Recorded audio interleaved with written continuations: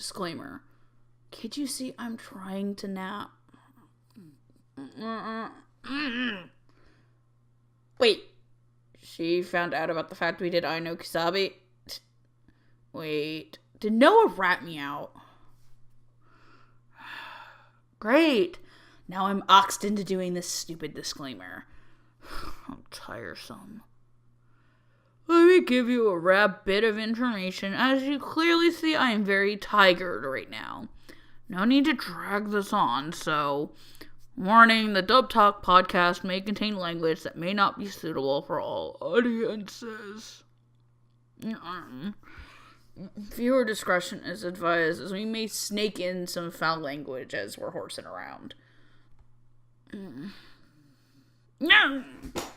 Also, there may be spoilers for any and all anime in this, so if you're a little sheepish about us ramming them in there, please be aware. We're not monkeying around here with our spoiler warning. And remember, the views expressed are that of the individual participants and do not reflect Dub Talk as a whole. There. I did it. And I didn't even chicken out this time, despite this being so doggone boring. What? Cat got your tongue? I'm coming back to take a nap. What, you never fallen asleep on a battlefield? It's a war out there, and I need my beauty rest.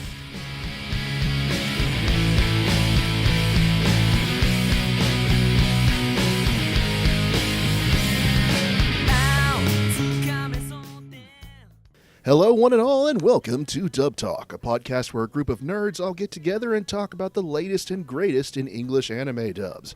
I am your host for tonight, the warrior of the goat, killing by eating garbage and jumping on things, and the one and only master of manliness, Spaceman Hardy. And tonight, I'm joined by my usual partners in crime, the OGs. We have Megan, a.k.a. the warrior of the bear, killing by sleeping and yelling. What the fuck is that? And of course, our fearless Pooh Bear's had enough, bitch! And of course, our fearless leader, Stephanie, a.k.a. Warrior of the Cat, killing by pushing random objects off of kitchen tables. Because, yes, I like shiny things. It's my weakness. Do you like the shiny teeth that twinkle just like a Christmas tree? Absolutely. The shiny teeth that sparkle? Shiny teeth and me. Thank you, I was waiting for that. Go on, Hardy. Anyways, tonight we'll be covering one of Funimation's latest simuldubs for the fall season, one that you, our wonderful viewers, voted for us for the review. Woohoo! And out of all the various anime airing this fall, you chose the anime adaptation of NisiOisin's standalone light novel, Juni Taisen, Zodiac War. For those of you unfamiliar with the show, a brief plot description is as follows. In a city of 500,000 people who have all been removed, 12 of the deadliest mercenaries with the names and attributes of the 12 Chinese Zodiac animals are pitted against each other in the 12th Zodiac tournament, which takes place every 12 years. During this rendition, each of the 12 warriors is asked to swallow one of 12 poisonous gems, which will begin to kill each of them after 12 hours. To be granted any wish of their choosing, the winner must retrieve all 12 gems from the other 11 competitors before the deadline, 12 p.m., December 12th. It becomes a merciless battle where survival is crucial at any means. So anyways, yeah, basically just another standard battle royale series, which based around the animals of the Zodiac. I have to say, Fruits Basket meets the violence of Battle Royale. Yeah, this new reboot of Fruits Basket went in a very interesting and bold new direction. And very boring direction. Aww. Yeah. So anyways, we're going to do something a little bit different because it is a battle royale anime. A lot of characters are going to get killed. We're going to do our best not to spoil any character deaths. How they die, who dies, when they die. It's going to be tough. It's going to be tough considering some of the things that happen, too. Right. We will still occasionally spoil things such as characters' names, their abilities, their backstories even. But we're going to do our absolute hardest not to spoil who bites it. Because let's be real here, most of these characters we're talking about, they're going to get Yeah, offed. we're not going to spoil who bites it or who helps them bite it. We're not going to spoil who dies or who killed them. I will spoil this because it just popped up on a thing. Roots has to put up a Peppa Pig calendar next to Ping Pong and Tatami Galaxy Prince. You just saw that? Yes. Yay! Peppa Pig! All right. So, anyways, let's get this started as we cut down these combatants one by one before we... Oh, yeah. All right. So, we're going to start, as we always do, with our ADR director and scriptwriter. Megan, did you have any predictions here? Yes. I had 3 director predictions, because I was tossed, I was tied between all 3 of these, and then 2 writer predictions. Mm-hmm. So, and my director predictions, the one that I wanted the most influenced, I think, who is going to be on the cast list that I have. Mm-hmm. So, my first pick was Dave Trosco. Okay. To let the man finally direct something that wasn't absolute garbage. I mean, that'd be great. Besides All Out. I mean, Dave, I love you, but you also direct horny trash. Like, sentient fucking trash. There's a market for horny sentient trash. I can't believe my little trash can is this cute, and my sister. Oh, goddamn. My second pick was Anthony Bowling. Oh, okay. Because he just did Knights of Magic. So I figured, hey, let's move on to something else, which, by the way, I'm actually going to try to watch Knights of Magic, just because I've heard it was pretty good. Okay. And my third pick was Jeremy Inman, because Jeremy Inman did Sayuki Reload Blast, and I figured, hey, let's just keep Jeremy doing weird action things that are a mix of fantasy and, technology. This kind of was that same type of place. And then my 2 writer predictions were Josh Greeley or Samuel Woolley, because they've done some weird shit writing-wise, and this was pretty weird shit writing-wise. I mean, you're not And wrong. I will have words. I will have words about said writing once we reveal people. Yes. Well, I mean, translating NisiOisin is already a very difficult thing to do. I'm gonna have words about this. Right. Stephanie, did you have any predictions for ADR script? I do. Did you steal them from somebody? See, here's the thing. My predictions are very interesting. Because I was trying so hard to avoid cast lists, as I always do, in order to try and get more time to listen to the Japanese and make my own predictions. I originally only made a very, very few predictions overall. And then gave up. Because I got spoiled for half of the fucking cast. So, some of these are my predictions, and some of them I kind of, some of the others kind of offered to let me borrow theirs. But in terms of the director and writer, I did have my own predictions for them. ADR director, I have 2 predictions. My first choice was Chris George. At least at that time, it had been a little bit of a minute since I've seen him direct stuff. That's not that poor Monster man Hunter was stuck stories. on Monster Hunter stories I know. right on for a year. I know. And, I figured because I hadn't seen Monster Hunter stories yet, so I don't know how much of an action-oriented thing how many action-oriented shows he's worked on yet, so I thought that would be an interesting pick.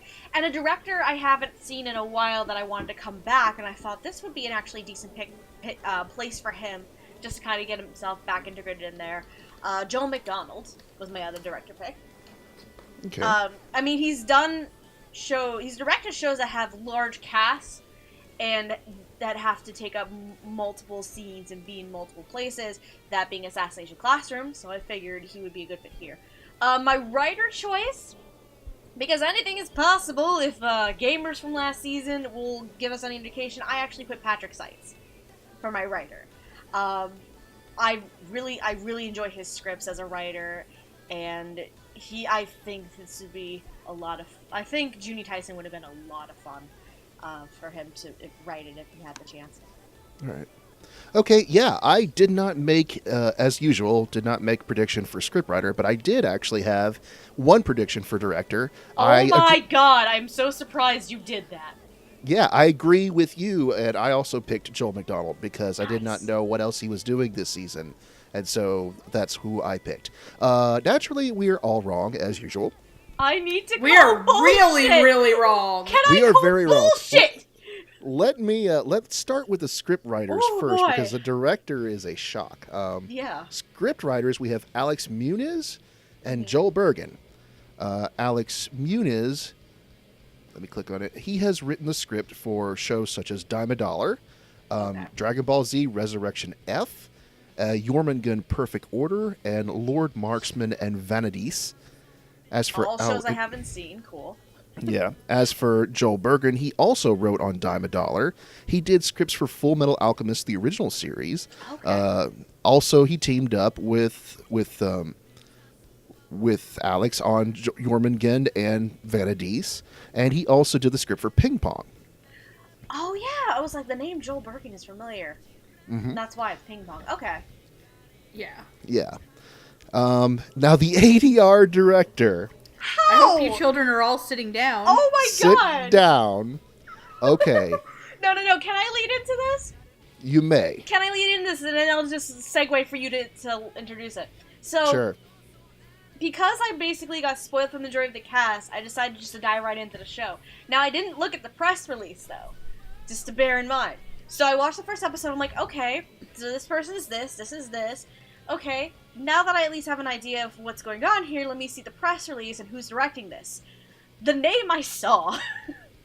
My god, I think I flipped my shit. And the reason for that is... Vic Mignogna. Yeah. The fuck? Yeah. Okay, His- Whoa. I have a story about that too.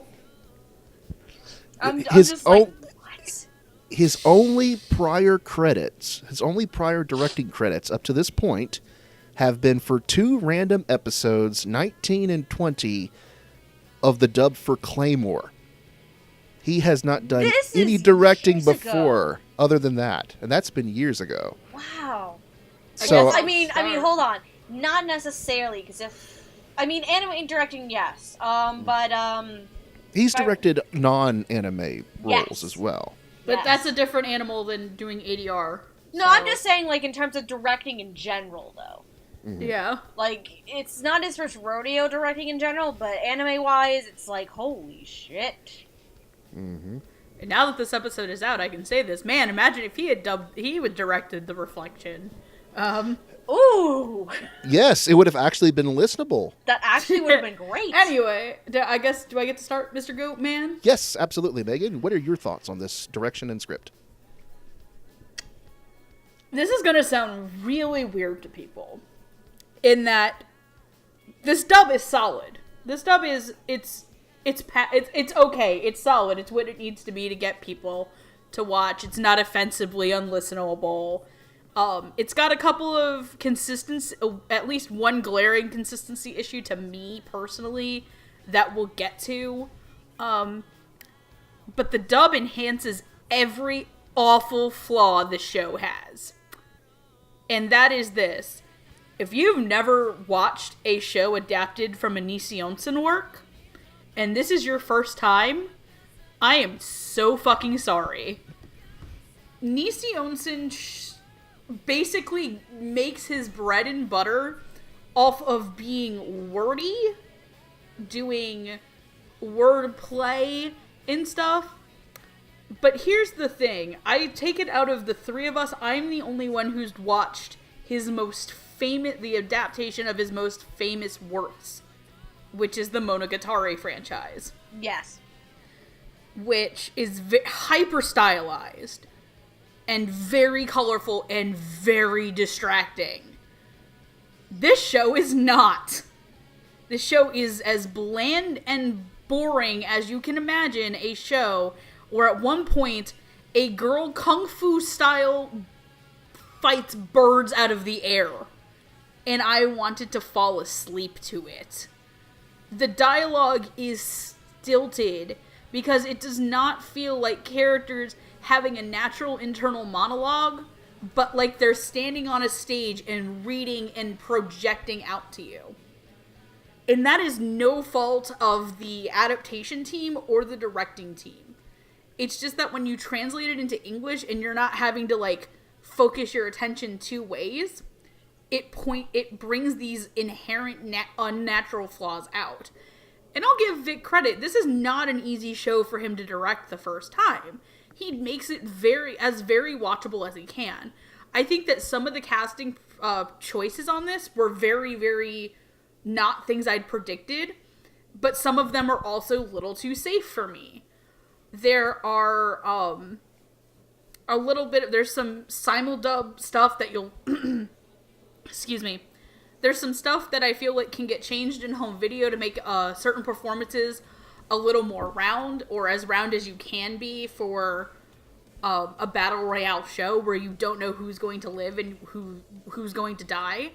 I do give the writing team credit for making some lines pretty damn funny. One of my personal favorites being from the dog. Side effects include death, and horrific death. I lost my which is one of my favorite lines in the show.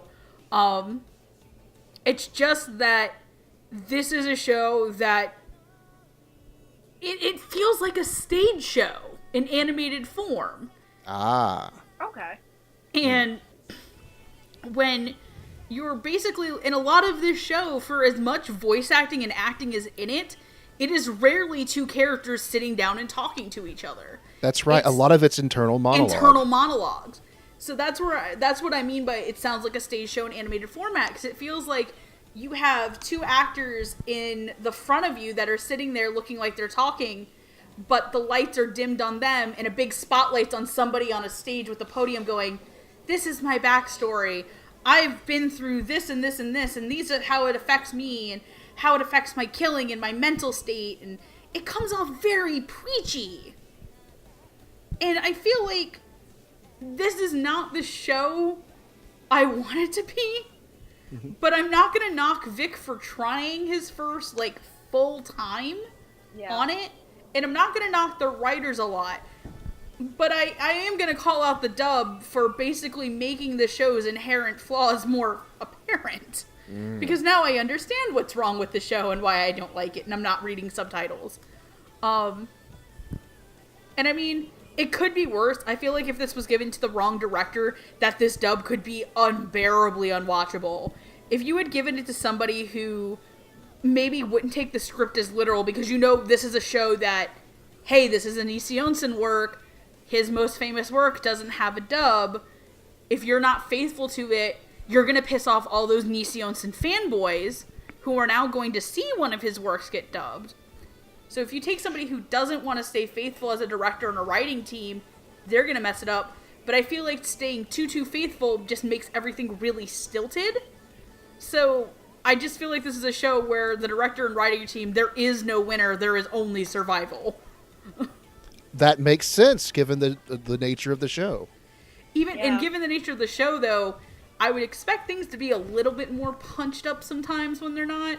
But then again, it's all about just getting through the adaptation at this point. Right. Stephanie, what are your thoughts? I completely agree with you on a lot of fronts. This show is not an easy one because this dub's not an easy one to really handle, only because of the show itself. And yeah, it's not the adaptation's fault, it's not the director's fault, it's just how the show is, and unfortunately it's like the nature of the beast at this point. Something I gotta give Vic credit for, though, is the casting of the show. I know you were saying that some of it seemed too safe, but some of the girls felt too safe. Some of the guys were inspired. Yeah, I mean, I have to give some credit here. There are some parts of this cast that I wouldn't actually expect Vic to do.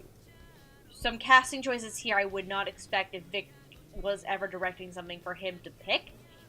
And I'm actually very, very happy about that, because you have a variety of veterans, you have a variety of voice actors who've been in the game for at least maybe a few years, and then you still have some of those fresh faces. So having a diversity like that, I think, is really phenomenal in terms of casting, which shows that he's not playing favorites. He's just going with what would fit for which character, which is great. Because sometimes there's the occasional fear of people playing favorites, but at the end of the day, it's all about who fits these roles, and I'm glad that Vic decided to go out of the box at least a little bit, and just grab people in who fit these roles, and some of them are very interesting.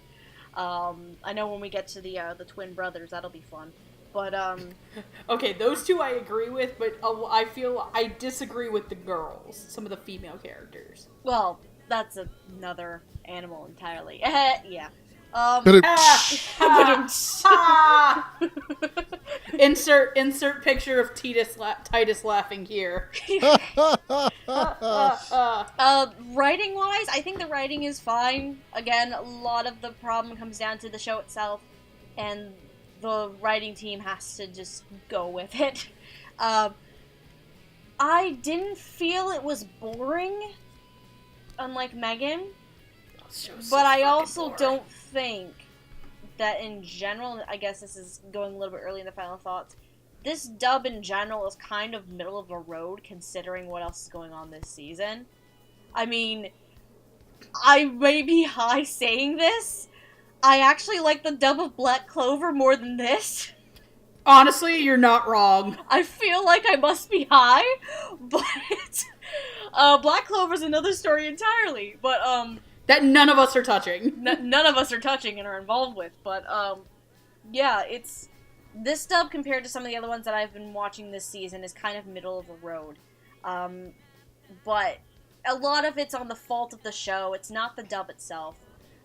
And I'm just stunned that out of nowhere, in comes Vic Mignogna. Like, I imagine in a boardroom meeting. Riding on a white horse. Like, they're discussing. They're He's trying Vic Mignogna. No, they're trying to divvy up, like, what shows are going to be directed, like, people are going to be directing. It's like, oh, Jade, Cliff, let's go with Konohana Kitan. Dave, go with, what the fuck is he directing? Anime Gatsuris. Thank you. Which I wish we were talking about right now. I mean, it could have been a choice, but, nobody wanted us to talk about it. And then, in just coming in burst, it's like, okay, who's gonna direct Juni Taisen? The doors burst open, and in just walks in like a superhero, like, on a white seat. Like, I am Can here. we make a Cards Against Humanity card, just Vic Mignogna riding on a white horse? Like, it would be, I feel like that's what happened. Like, Vic's the director coming out of left field, and it's just very interesting especially because Vic is based in LA. That's the interesting From what we part. know, at least. Yeah, like, majority of the time Vic he's is been in omnipresent, I've found. He is the only anime voice actor who has recorded at literally every single North American studio. LA. Yeah. I mean... Suddenly, I mean, from down the hallway at a con, Vic Mignogna. He's following you about 30 feet back. No, Vic Mignogna. It's just very interesting, because I think he has... If I remember correctly, he has his own studio set up at his home, but it's like all of the voice actors that are involved in the show are Dallas-based. So the fact that he probably has to come in to help direct the show is very interesting. Like, this is the first time I've seen a director probably needing to come to Dallas to do that because a show isn't a mostly California cast here.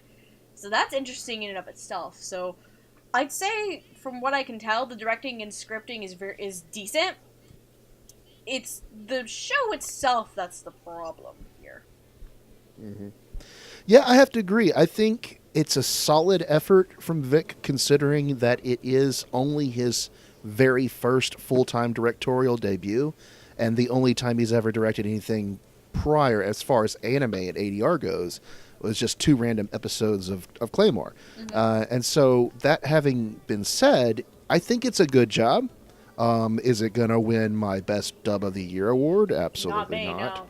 No. One thing I do appreciate is that because of so much internal monologuing between the characters, a lot of times you don't have to worry about lip flaps.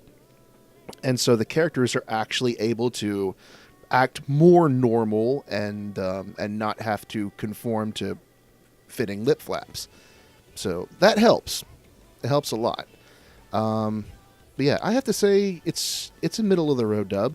I think it could be better. It could be a whole lot worse. And I agree with you both entirely because there is going to be a second season of The Reflection. Oh yeah, that's confirmed. I forgot. Yeah, about please that. let Vic direct, you morons. Yes, please Yes. let him direct it. Right, because he knows, he's proven with this, he at least knows what he's doing. Yeah. Unlike the other three directors they had on The Reflection who had no prior experience. Yeah. So, Unfortunately. but I mean, yeah, is it a perfect dub? No, it's okay. I like it. It's fine. And yeah, any problems with the script is not the problem with the translators, but rather with NisiOisin's original script itself. Yep. One thing I could say about the technical prowess of this dub is that it is very well mixed. And you know who we have to thank about that? Is it our boy? It's our boy. It's our good friend Neil Malley. I'm sorry, when we went to Dallas for A-Fest, and afterwards, that Monday we did a tour at Funimation, we got to meet Neil Malley, who's one of the ADR engineers over there, and he kind of gave us a little bit of a demonstration of like what that job How this does works. and how it works. And he's such a chill guy. Mm-hmm. We all I'm happy. literally 8 of us crammed into a tiny, 10 of us Funny. crammed Yeah, into there's this like 8 or tiny-ass 10 of room. us because Lauren And and if Jay you have were to with us. understand, if you've never seen a picture of me, I am not a little girl. Hardy is not a small dude. Not at all. Jay is really tall. Like, the smallest person in that room with us was probably Lauren. Probably, actually. Just by height. No, I think I'm a little shorter than her, actually. Oh, okay. I'm a little shorter than her. But yeah, we got to meet Neil. He's a nice guy. We Neil like is him. chill. We so. formed a Neil fan club now. We've been joking about it too. It's kind of funny. Yeah. Anyways, moving on from our technical group to our actual cast, we're going to start out with our announcer guy. Everybody clap your hands. Everyone clap your hands. Give yourselves a hand. It's Let's funnier see. in the Japanese because it's just a dude yelling in English, everybody clap your hands. No, what the best part is like the previews at the end of each episode. At the end of it, he always finishes with like, "Everybody clap your hands." It's great. Yes. I have not watched the episode previews, and if that's where a majority of his acting is, I'm fucked. No, Anyway. he has a decent amount, but that's the ending's like, this is great. Yes, but anyways, he is not a competitor. He is actually the man who is behind the scenes, runs the entire Juni Taisen. The MC. And his name is, forgive me if I mispronounce this, Good luck. Duodecouple. I don't know, it's one of those things. Duodecouple. Okay. I'm just gonna refer to him as our MC for the event. Yes. Yes. MC dude. Now, please imagine Flava Flav commentating on. Yeah, boy. Yeah, boy. Yeah, boy. Anyways, he's the sort of mystical More person powerful. behind the scenes, pulling all the strings and handling everything. So, who did we have predictions for our MC, Megan? My predictions for the MC, because I based everybody on looks. Wait, like she I always picked does up- somehow. And I still managed to get somebody right. I'm not saying who, but my fun prediction was Chris Rager. Okay. Ooh, Because okay. Chris Rager has a nice, sultry, booming voice. Principal Asano may be a dick, but Principal Asano has a very, very soothing voice. And my safe prediction was R. Bruce Elliott. All right. Stephanie, who did you have? I also had R. Bruce Elliott. This guy was one of the few people I had predictions for, but I think I have to also read some of the ones that... Because I got Roots and Jamal's predictions, too. I'm gonna have to read some of the ones that they picked. But I had R. Bruce Elliott, because again, I was aiming towards someone who's good at, like, being a commanding, older voice. And then my other prediction was also Kent Williams for that same reason. Gotcha. But I'm gonna say this. So Jamal agreed with you, Megan, and he picked Chris Rager as one of his. Yay, Jamal! Um, My boy. but here are a couple of fun ones, one of which I think would be believable. Jamal also had Damon Mills. Which You know what? At this point, why not? I mean, I caught up on Code Realize after we recorded the episode. I fucking told you. And I'm like, the fuck is this? Hardy, are you caught up on Code Realize? Oh, it's Nemo. It's Nemo. Ooh, like, Nemo boy. What the hell is this? Lippy boy, I'm gonna come on your airship and crash it. Nemo is now Pegasus. Oh no. No. For but all time's sakes, can I do one thing? What? Hey, Hardy. Yeah? Ooh, Mika boy. No. I've cut off your arm. No, but your Ichiro friend has ditched you. No, but come to the vampires. I swear I won't affect your sexuality. No, but here's the interesting one, and it's from Roots. You want to know who he predicted? I want to say he also put Damon Mills, because I remember him talking about it with me. Oh. He did not predict Damon Mills. The fuck did he So put who again? did he have to say? You're not going to believe it when I tell you. Okay. Aaron Dismuke. That's right! I remember him putting Aaron Disney because he was like, we don't know how the fuck old this guy is. You are right. We don't know how old this guy is. Okay. Well, I just went very, very safe and picked John Swayze. Easy. I mean, that would be a good choice, too. Yeah. We're all wrong yet again. Yeah. Playing our MC character is Mark Stoddard. Like we should have figured it would be. Right? You asked for a very older commanding voice, and he certainly has it. Our commanding military voice. Yes. Our You have guy. obviously heard Mr. Stoddard in dubs such as Aka 13. You've heard him as Blitz T. Abrams in Blood Blockade Battlefront.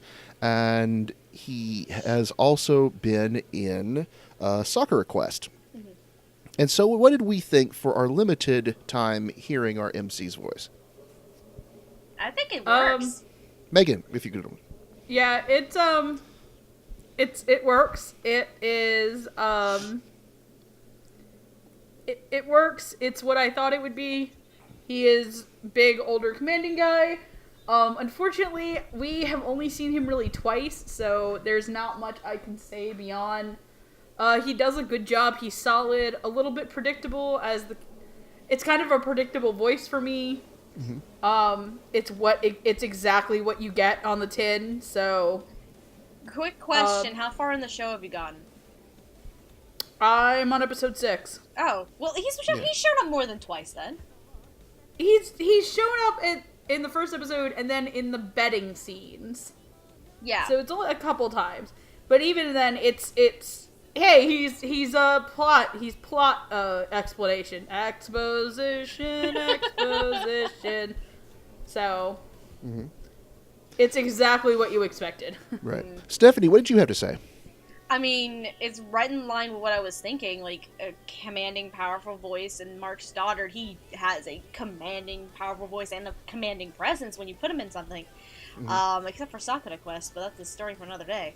But, yeah, it works, honestly, because this MC has to be not only commanding towards these 12 participants, but because he's running stuff behind the scenes, too. Because apparently this is the Juni Taisen's main actual purpose is to decide political shit. Which I'm like, what? Yeah. That made no sense. That was dumb. That's kind of stupid. Did anyone else notice the globe and places weren't where they're supposed to be? Yeah, so it's an alternate world. It must be an alternate world. I didn't notice that before. How can you explain the way that some of these characters look? For fuck's sakes, Hardy, there are people with horns on their heads. Yeah. Yeah. But, all things considered, like, Mark Stoddard, he's a definite good fit because he has to, when he takes the lead on all this. And I think it's a great job on his part. Right. I appreciate it how not only it's his standard, commanding role, but he's able to be a little bit more whimsical and lighthearted Yeah. about it. I mean, like again, he's like a circus conductor. Like, again, everybody clap your hands. He's a Yes. ringleader. He's a circus ringleader. That's the best way to describe him. Right. He gets to be a bit more flamboyant, which you don't really get Yeah. from Mark Stoddard a lot. So, I mean, I do want to see more of this character. I think he's a fun guy. And you really do need to go back and watch the next episode previews, because that's where he really shines. Yes. And he gets to go all full ham and It's great. Yeah. So, He's yeah, basically I really like it. he's basically like, it's like he's reading a sonnet, if that's the best Mm-hmm. way to describe it. What those episode previews are. So yeah, it's a bit more whimsical and a bit more, what's the word I'm thinking of? Whimsical and Lighthearted, almost. maybe Mm-hmm. a bit more. Yeah, but it Artistic, kind of but it's sucks that interesting. the show puts it in the fucking episode previews. Well, where else are you gonna put it? There's not really much else to put it, honestly. So, I mean, can we all clap our hands for Mr. Stoddard? Yay! Yes. Everybody clap your hands. Clap your hands. All right. That's Moving the best on. part, I'm sorry. Yeah. All right, let's move on to our first of the 12 contestants. We have Toshiko Ino, who is the warrior of the boar. She is the daughter of the last tournament's winner, who was the boar. And her abilities are basically, she doesn't have to reload her gun. Ever. It's just magically fires mystical bullets for as long as possible. Hammer space bullets! Yeah. Also, she cray and did a lot of nasty things and Yeah. To her own sibling. yeah. So she's not a very good Bitches person. be crazy. Yeah, she really Is is. anybody in this show a good person? Maybe? Are you sure? Maybe? Are you sure? Well, I mean, the only We'll person get I to haven't it. seen going crazy is the rat, but... Yeah. And maybe the monkey, but... Yeah. That's Well, it. we'll get to that. So, Megan, did you have any predictions for the boar? What was her name again? Toshiko Toshiko Ino. Toshiko Ino. Toshiko Ino. So I had a couple predictions, and bear with me now because of one of my directors. These are a little bit out there. Oh boy. So I had 3 predictions for the boar because I couldn't settle between, because she was like sexy looking. I didn't know she was cray-cray when I casted her. Surprise! Surprise, motherfucker. So I had Carly Mosier, Ooh, okay. Yeah, all right, yeah. I can see Morgan Garrett, it. Ooh. Ooh. and because I'm one of the 5, besides somebody on Twitter, people who watch this show, had Annabelle Thorne. I have no idea who that is. That's because you don't hate yourself enough to watch 7 Mortal Sins. Oh. Her milkshake brings all the girls to the yard. So that might explain something with Jamal's list here later on. Exactly. Okay. All right. Stephanie, you're up. She's, by the way, though, she's a fantastic actress in that shit bonanza.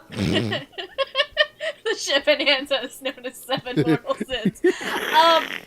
So this is like the second out of 3 I legit made predictions for. My 2 predictions, because when I watched the first episode of the show, because I had only watched the first episode to attempt to make predictions, but I didn't have enough to really make a full list. Because this character was at least at the center of it. I saw the character, I heard her voice, I saw what she was doing, and I felt she needed, similar to the MC, like a more commanding voice. But also a little bit more, you don't see her like crazy, like mentally snap that much. But she needs to be more alluring and manipulative. So what I went with, I had Elizabeth Maxwell, and I also had Colleen Clinkenbeard for my predictions. Because I felt like she had to be a mix of seductive, but also like a manipulator, a cunning, conniving manipulator. Because there's only one time we've ever seen her snap, and that was when she she and her sister, they were told that the little sister was going to be picked for the next Juni Taisen to represent their family. That was, like, after that was the one time you really see her snap. But the whole thing with her, she needs to be, like, a very seductive and yet manipulative, cunning individual. So that's why I went in that direction. Right. I also had Colleen as one of my choices. Okay. But you know what? And you're both gonna hate me for this. Uh-oh.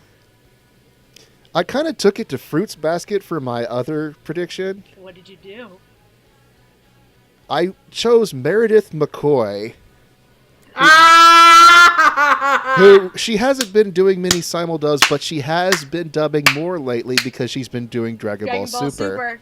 Yep. And so I thought, wouldn't it be funny if you got Kagura the boar? That would be the greatest thing in the world. I'm sorry.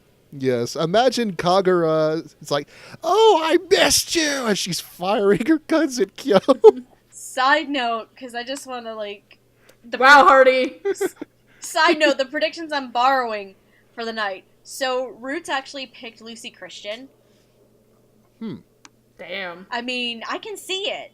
Like, Right. Lucy can pull off that seductive, manipulative side. And then Jamal had, like, 4, it looks like. But I'm only gonna mention... I really only want to mention one of them because I can see it. Marissa Lenti. Mm-hmm. I can see Marissa Lenti as the boar. All right. Unfortunately, we are all wrong. And I'm happy to be wrong. Yes, because playing Toshiko Ino, the Warrior of the Boar, is Stephanie Young. Hell yeah, motherfucker. Yeah. Obviously, you're probably very familiar with Stephanie as Nico Robin in One Piece. She's KK in Blood Blockade Battlefront. She's the voice of Claire in Claymore as well. And so... Oh, and of course, Olivia Mira Armstrong in Full Metal Alchemist Brotherhood, which I'm still going through. And she's also Queen Victoria Step on Me in Code Realize. Yeah. Mm-hmm. So what did we think about Stephanie's performance as the boar? Megan, you start us. I liked it whenever it was actually in the flashback. Not when she was monologuing going up the stairs. Because when I watched the first episode, I didn't really catch that. Because, again, I don't speak Japanese. So I'm sitting there reading the subtitles, like, going, okay, this is what I have to do to, like, understand the story, not really paying attention to the inflection of her voice, or anything. Listening to it again in English, this is on no part Stephanie Young's fault. This is completely the fault of the writing and the writing and the direction. The writing and the direction of the Japanese. Sorry, I'm, like, getting tears in my eyes and stuff for some dumb reason. This show makes you so emotional. Oh god, it's making me cry with how boring it is. It bores you to tears. Tears. Aww. It bores me to fucking tears. Basically, whenever she was actually interacting with people in her flashback, especially driving her sister to the point where her sister goes, was fantastic. And it was very convincing and stuff. But whenever she was just being the arrogant inner bore voice, it came off as stilted for the show, due to the show's dialogue. Again, felt like, hey, here's the scene in front of you, we're gonna pull back, and the boar's gonna be looking over everybody on the stage and projecting out to you type of feeling. I do say there's an aspect to her character that I would think she had a lot of fun with. Oh, absolutely. And her sound effect noises were great, like grunting and moaning and all that stuff, like that type. Like her, like, fighting noises were fantastic. Can I also say that makeout scene she had in that flashback with, Oh, where she makes out with Aaron Disney? Yes! That was amazing! And Aaron Disney's like to Chad, don't tell anybody I'm hot for sister. that was great. I love that. He went from tenderloin to pork shoulder. Ooh. Ow, ow. And maybe a taco dinner. Anyways... Stephanie, what did you have to say? I mean, It's like Vic Mignogna's reading my mind right now. This is exactly... Suddenly, from about 30 feet back, Vic Mignogna. He's watching you with your Rin body pillow. No, because this is exactly the direction I was hoping for. It's just I didn't think Stephanie Young was going to come in because we haven't seen her in a broadcast dub or simuldub in a long time. She kind of comes and goes as she wants, because right now she's also in Blood Blockade as KK again. Yep, I'm glad she's coming back in for Blood Blockade, because that's also giving her chances to do more shows like this and co-realize. So this is exactly what I pictured this character to be like, that seductive, cunning, manipulative woman. I can agree that the highlight of it is those flashbacks. I can agree with that. Because you see all of those phases. You see the innocence. You see it go to, like, the innocence of wanting to please your family, to just snapping, to just being so manipulative to the point where you drive your sister insane and she kills herself. And I mean, I know we're trying not to spill deaths, but I mean that's a flashback thing. That's not with the actual 12 contenders, but. It's just everything I expected for this role. But similar to what Megan said, there were points when it's present day, when we're dealing with the boar, where it can be a little bit stilted. But otherwise than that, like, she is a commanding presence when we're introduced to her. And Stephanie Young just pulls that off very well. Right. Yeah, I have to agree. I think she really nailed it, and I am happy to see Stephanie in more dubs recently, because she does go through a long period where she never shows up in anything, and then she's in like 3 or 4 things. It's always good when you have that one actor or actress who you grow to miss. You take them for granted, and then they show up and like, hey, guess who's back? Hey, and yeah, I really liked it. So hopefully Stephanie's around for a bit longer, and we can see her in a bit more dubs this season or next season. Yeah. So, okay, so moving on from the boar to our next contestant, we have Michio Suki, who is the warrior of the dog. Side effects may include death and horrific death. Yeah. As the warrior of the dog, he obviously has very canine abilities. He has superhuman strength and fighting ability. But he also has the ability to create poisons inside his body. That's an interesting ability to have. Yeah, not only can he... because there's actually, like, a thing about, like, dog bites that can be toxic or something. Yeah. But not only can he poison people, he can also make people stronger with his bites. So, interesting ability to have. And he basically super serums people, like the first Captain America movie. Unfortunately, it does not involve you turning into a hottie like Chris Evans. Right. And so, for the dog, who were our predictions? Megan, if you want to start us off. Everybody prepare to cheer. Uh-oh. Predicted Marcus Stimmick. Yeah! Yes! I haven't seen him in a major named role in a while. I'm depressed.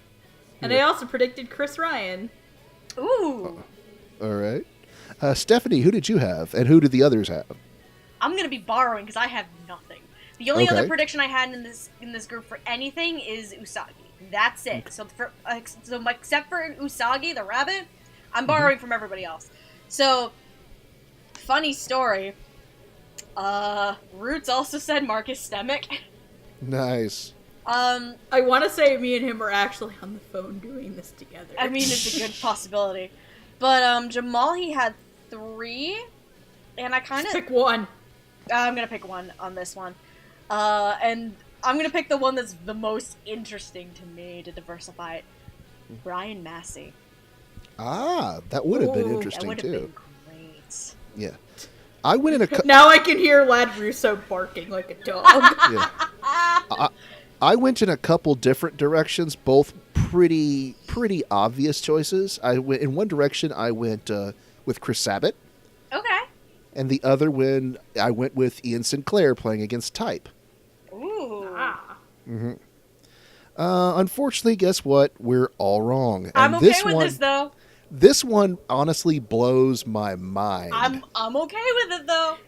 Yes, I am also okay with this, but I have one thing to point out, though. Uh-huh. Once you say it. Okay. Playing the dog is Chuck Huber.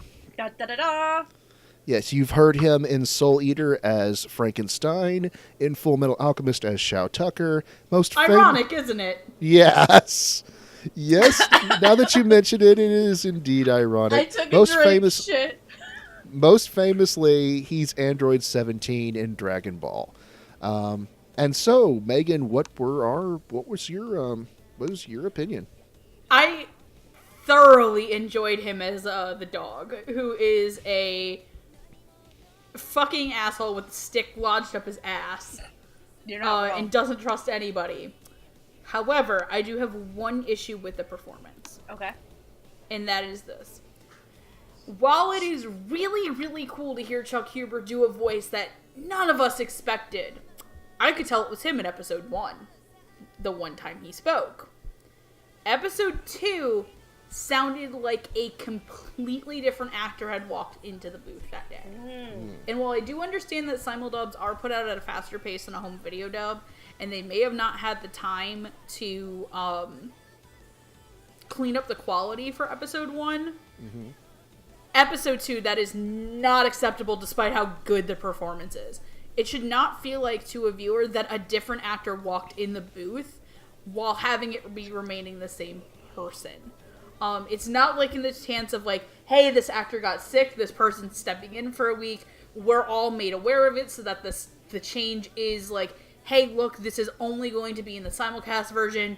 In the home video, we're going to go back and replace the material. It felt like two different actors to me, and it's a little bit of a knock on Vic as a director for a consistency issue in my mind. However, this is not saying this is a bad performance in any way, shape, or form, because it was phenomenal. Like, I did not think Chuck Huber could do that voice. Yeah. Right. I am so used to him being like, you know when Chuck Huber talks that he's Shao Tucker, that he's Kuro from Sir Vamp, like Stein. He has a very distinct tone to his voice. And that is even very apparent when he's just naturally speaking. If you've ever watched a commentary, he does very much sound like a very upbeat version of Kuro himself. Apparently also in a commentary I learned he once punched Ben Affleck in a movie. Nice. Nice! Go Chuck! Yay! You can cut that off your bucket list. Woo! Please, if you own Sir Vamp, go watch the episode 1 commentary where they talk about it and how they think that how they also think that Mahiru and Kuro are a couple. I'm gonna have to now that you say that. Now. I own it. I have it, so. But I think that it's a great performance. I want to see where it goes. I think that he played very well off of another actress in the show for a majority of his interactions. So I'm going to pass it to Steph. So, speaking of people playing against type, wow. Yeah. I mean, it's very surprising to see Chuck Huber, because this is not a character I would think of him playing. This guy's not attractive at all. Or wanting to destroy his daughter and make us all cry. You got just desserts, though. This is very, very different, and I like it. Because this is the first time where I've seen, heard Chuck be the gruff, burly guy, and he can pull it off.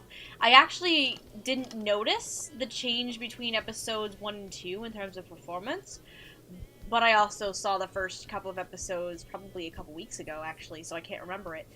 But I get what you're saying with that, Megan.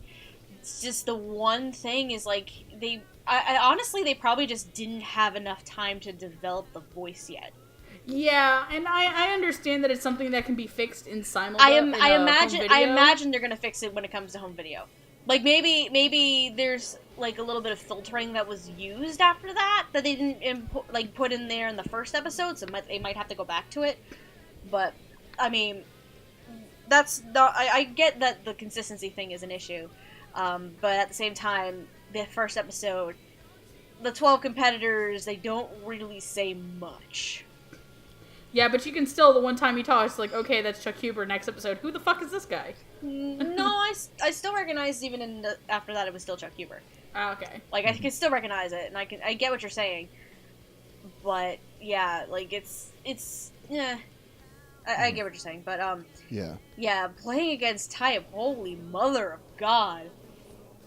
Like, this is one of these moments where it's like, I have to commend Vic in terms of, like, casting here, where he's not only getting that mix of actors, but he's also at the same time putting some in places that you wouldn't expect them to be.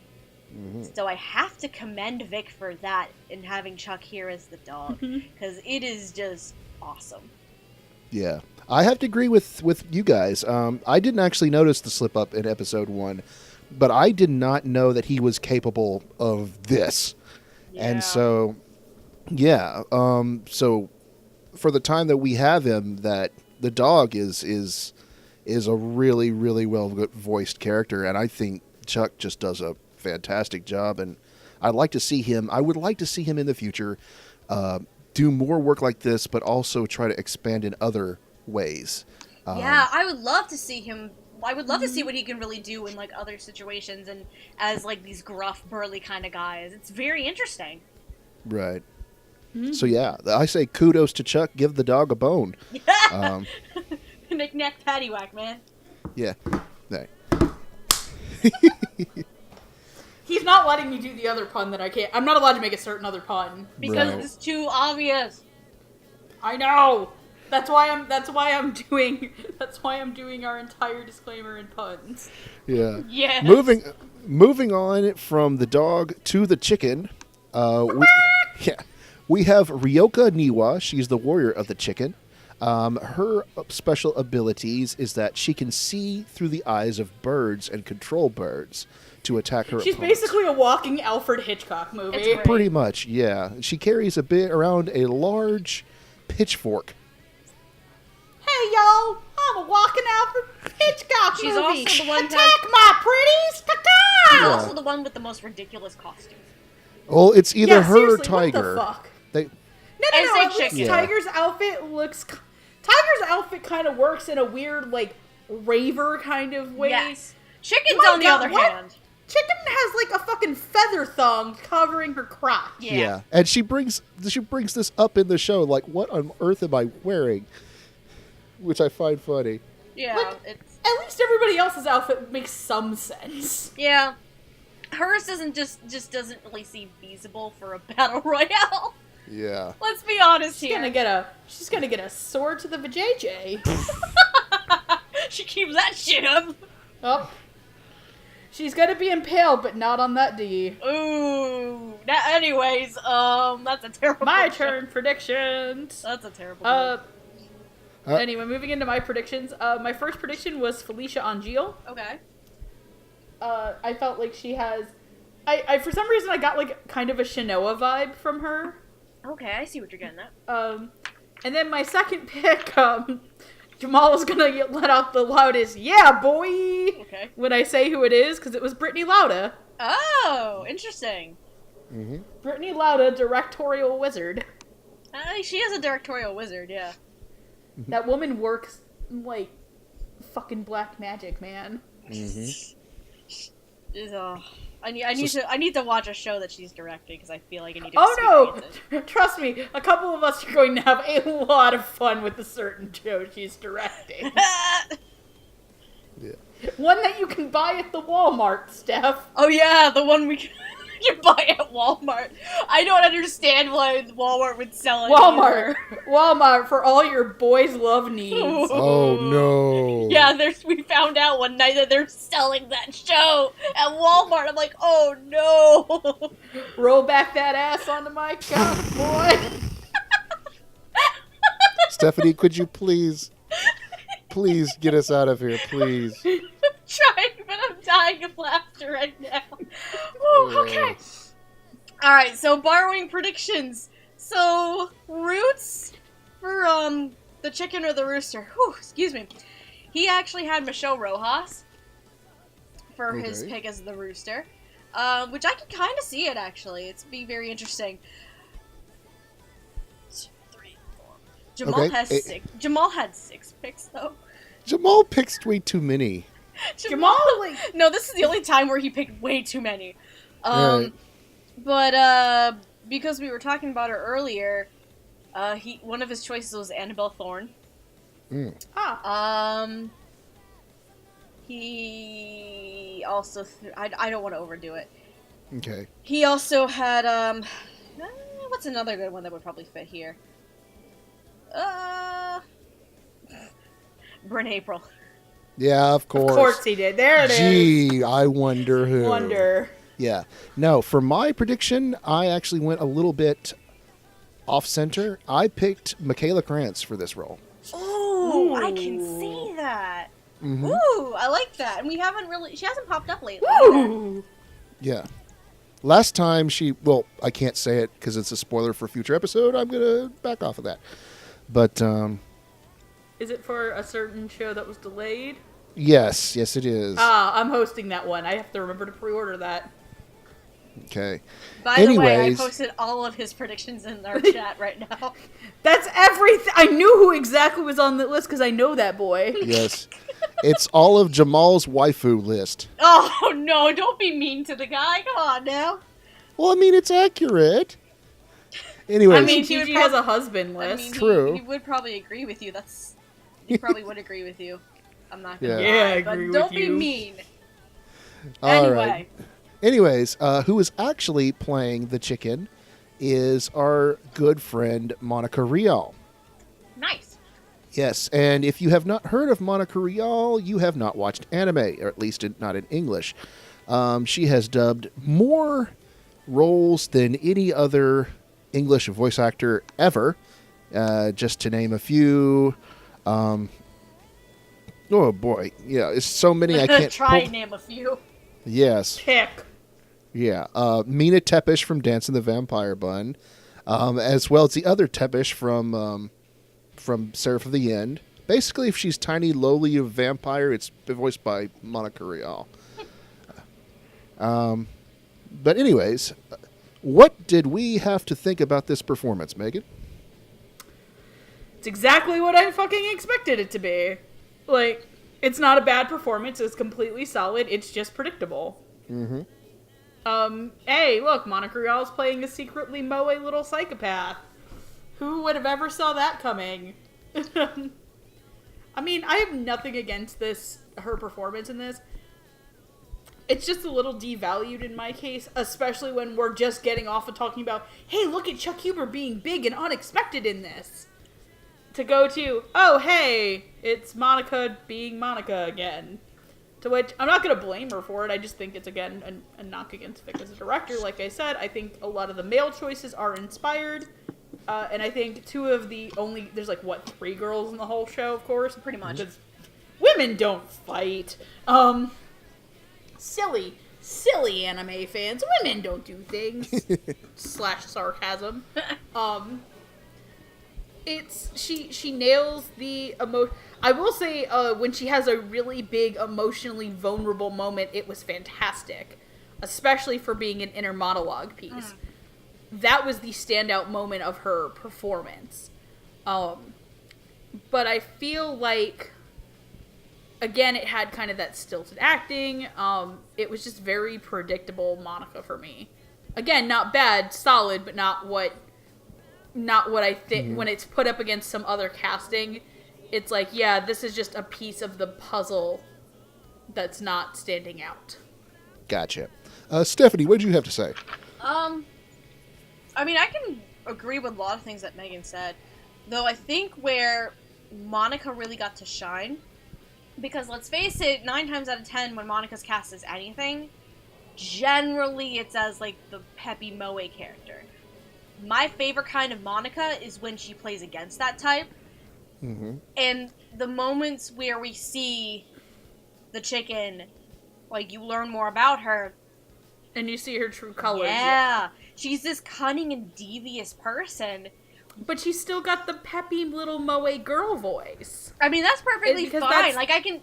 Yeah, because it's the character's body, but when, I've heard her do things like Rize and Michiko. It's a thing to kind of remember, though, is with this character, she basically grew up for most of her life as like restarting and rebuilding a different personality. Yeah, and I agree that it's probably one of the more interesting backstories. I just think that Monica was a bit of a safey choice to do that. Oh no, I'm not knocking you for that. It's not a safety choice, but at the same time, I have to commend Monica. Okay, yeah, I agree with like, that. I at the same time, I have to commend Monica, because sure, this might be a safe, rather obvious choice, but given some of the things we learn about Chicken, I think Monica played it very well, because she basically restarted her life and created this new person, this new facade, replacing this old person entirely. I will definitely say this: out of the 3 female voices in the show, 4 female voices in the show, she's probably the number 2. Compared to the other 4 girls, I would say Stephanie Young is definitely number 3. There's only 3 girls. There's 4 girls. Where's the 4th one? Tiger. Oh, fuck, you're right. You're right. Sorry, my bad. I forgot for a second, too. I forgot Boar was a woman. No! I have no idea why. Just slipped my brain. I've been up since 5:30, though. It's alright. No, but, like, considering because originally I have 2 different notes about this. The first one was that she's very cute and talkative girl, but needs to have some dirty tricks to her. And then, when I went into the next episode, I was like, okay, she pulled some tricks. I is pleased. She pulled some shit. So I have to commend Monica for not only putting up this facade and making it very believable, but also being this cunning yet peppy girl. It's very interesting, this character in and of itself, honestly. It kind of reminds me of a little bit of her performance in shows such as Assassination Classroom. Yeah, a little bit, yes. Oh, it was Kaede. Kaede, yeah. That's a good example there. Mm-hmm. Yeah, but I think Kaede is a much better character than Chicken, and she was allowed to evolve the performance more. Yes, you're not wrong on that one, but it's still fairly similar. Right. Yeah, it's Monica being Monica. What else can you say? And it's not a bad thing, but I'm with Megan, is that I probably would have been a bit more adventurous with my casting. So, but it's not bad by any stretch of the imagination. So, let's not be too much of a chicken and move on to our next contender. You don't really have that. You don't have anything else to really say about it? I mean, I think we covered anything. I think. Yeah. Oh, true. I feel bad that the 2 of us kind of keep talking over you. Oh no, it's just I'm very direct to my points and just want to keep everything moving on. So. I mean, we're like not even halfway through. No, we've got a ways to go. So we still have a ways. So we're not even halfway. Yeah. We need to get our asses in gear. Okay. Moving on, we have Misaki Yuki, the warrior of the monkey.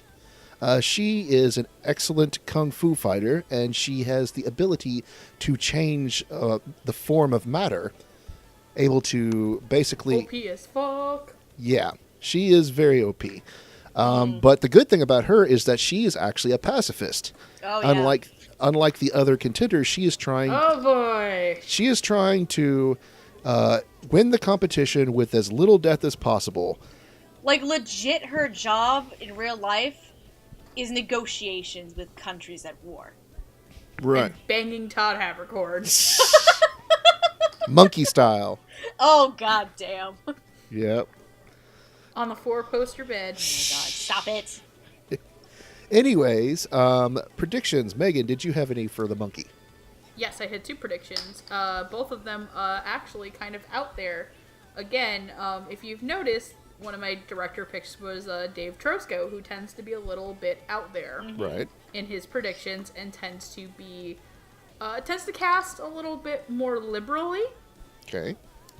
So my predictions for Misaki were Ariel O'Neil, Okay. who was the demon of gluttony in 7 Mortal Sins, and I believe she's the lead chick in A Sister's All You Need. Ah. Okay. But she's a fantastic actress, too. And then my other one was Kristen Sutton, Okay. who was Himeno in A Centaur's Life. Okay. Gotcha. Steph? Borrowing things. So, for Roots, this is actually where he put Monica Rial as Monkey, which I can see it. And then... Would have also been a safety choice. I mean, it'd still be good, though. Yeah. Jamal had 4 picks. None of them were actually the safety choice here. But, what's a good one he has here that I can see? I think either Megan Shipman or Jill Harris out of these 4 that he has here would work. Right. Ding ding. Yeah. You're playing the Jamal bingo card. I also had Jill Harris as a backup. Mm-hmm. My main one was Jeannie Tirado. Ooh. Yeah. Ooh, damn. Yeah. Damn, son, that'd be great. Right.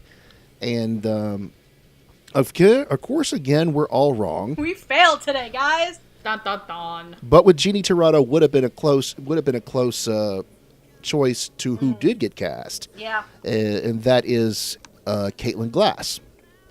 Caitlin obviously plays the role of Winry Rock Bell in the first Full Metal Alchemist and Brotherhood. She has been, Miria in Bakano.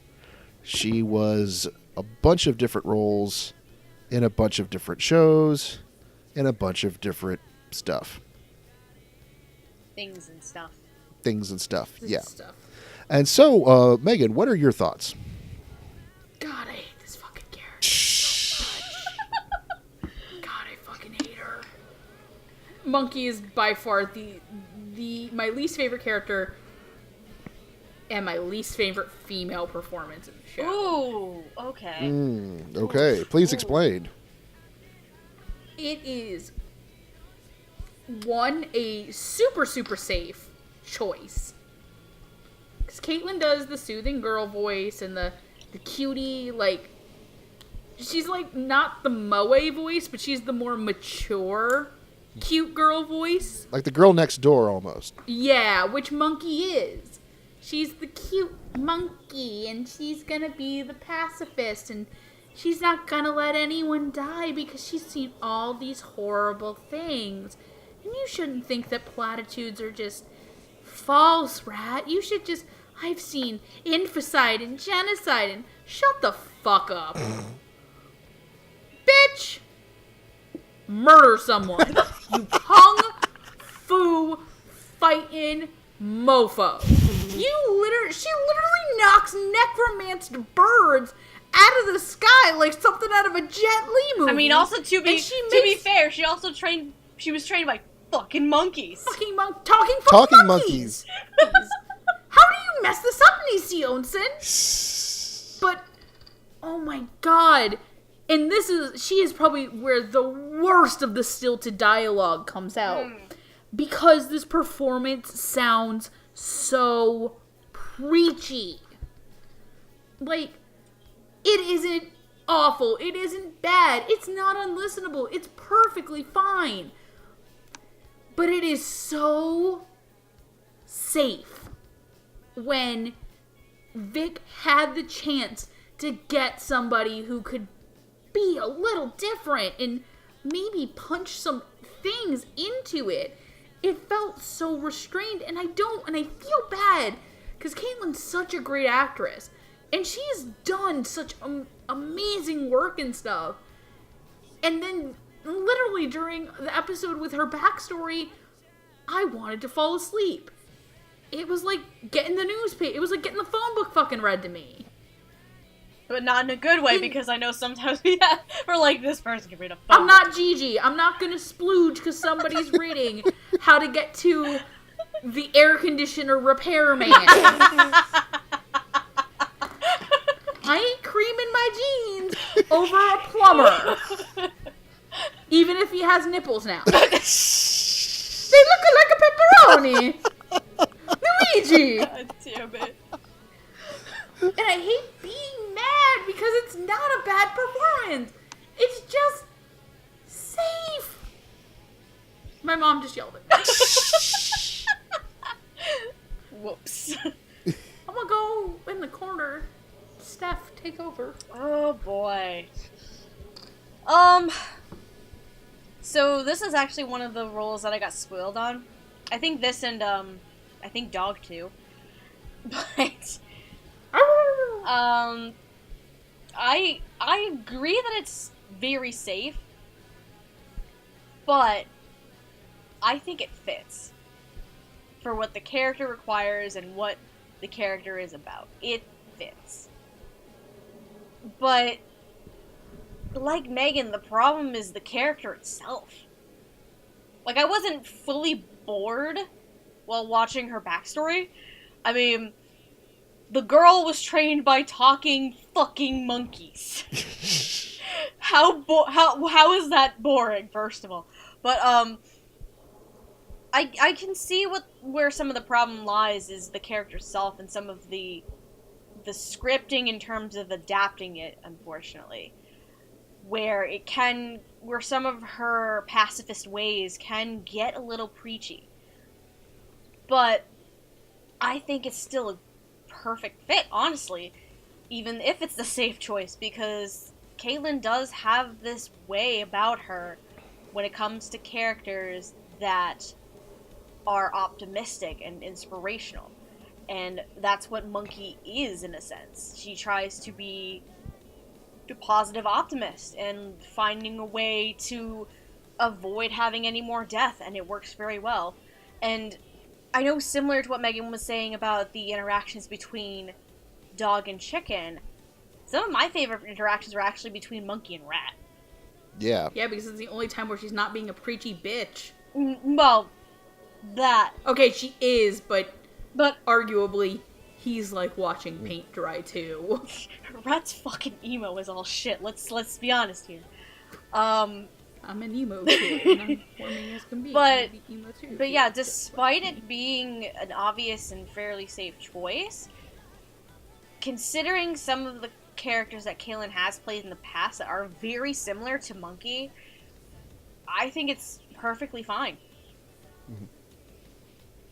Yeah, I'm okay with it, and I'm actually kind of have to disagree with the two of you in that Monkey's probably one of my favorite characters in the show. I never said I disliked her. I never said I disliked her as a character. I'm just saying she has issues. Like, the character itself just has issues in terms of how it was written. She has issues, and Never she can said be that. preachy, but she on the entire cast, she is probably the only one who is genuinely trying to do the right thing. Yeah. And I can appreciate that. Yes, she was taught by talking monkeys, but I mean, it doesn't mean you have to go around killing everybody using talking monkey power. No, but my thing is that, like, she's holier than thou for a lifestyle she picked, and it's just like, eh. No, but like I was saying, like, I appreciate that this character has this optimism, this positivity about her. Like, that's something I appreciate. In this show that is otherwise so ugly and dark. Yeah. Somebody has to have that positivity and optimism, and in this case, it's Monkey. Right. And so, yeah. Yeah, I will appreciate her character being a little bit different than everybody else, other than just murder. And murder? Death, and horrific death. Horrific death. Yes. But yeah, I do agree with you. It was a very safe choice. I probably would have gone a little bit more experimental. But Caitlin is a very talented actress. She plays this role very well. Just like Monica played the chicken very well. I mean, it's something that they've done 1,000 times before. They'll probably do 1,000 times from here on out.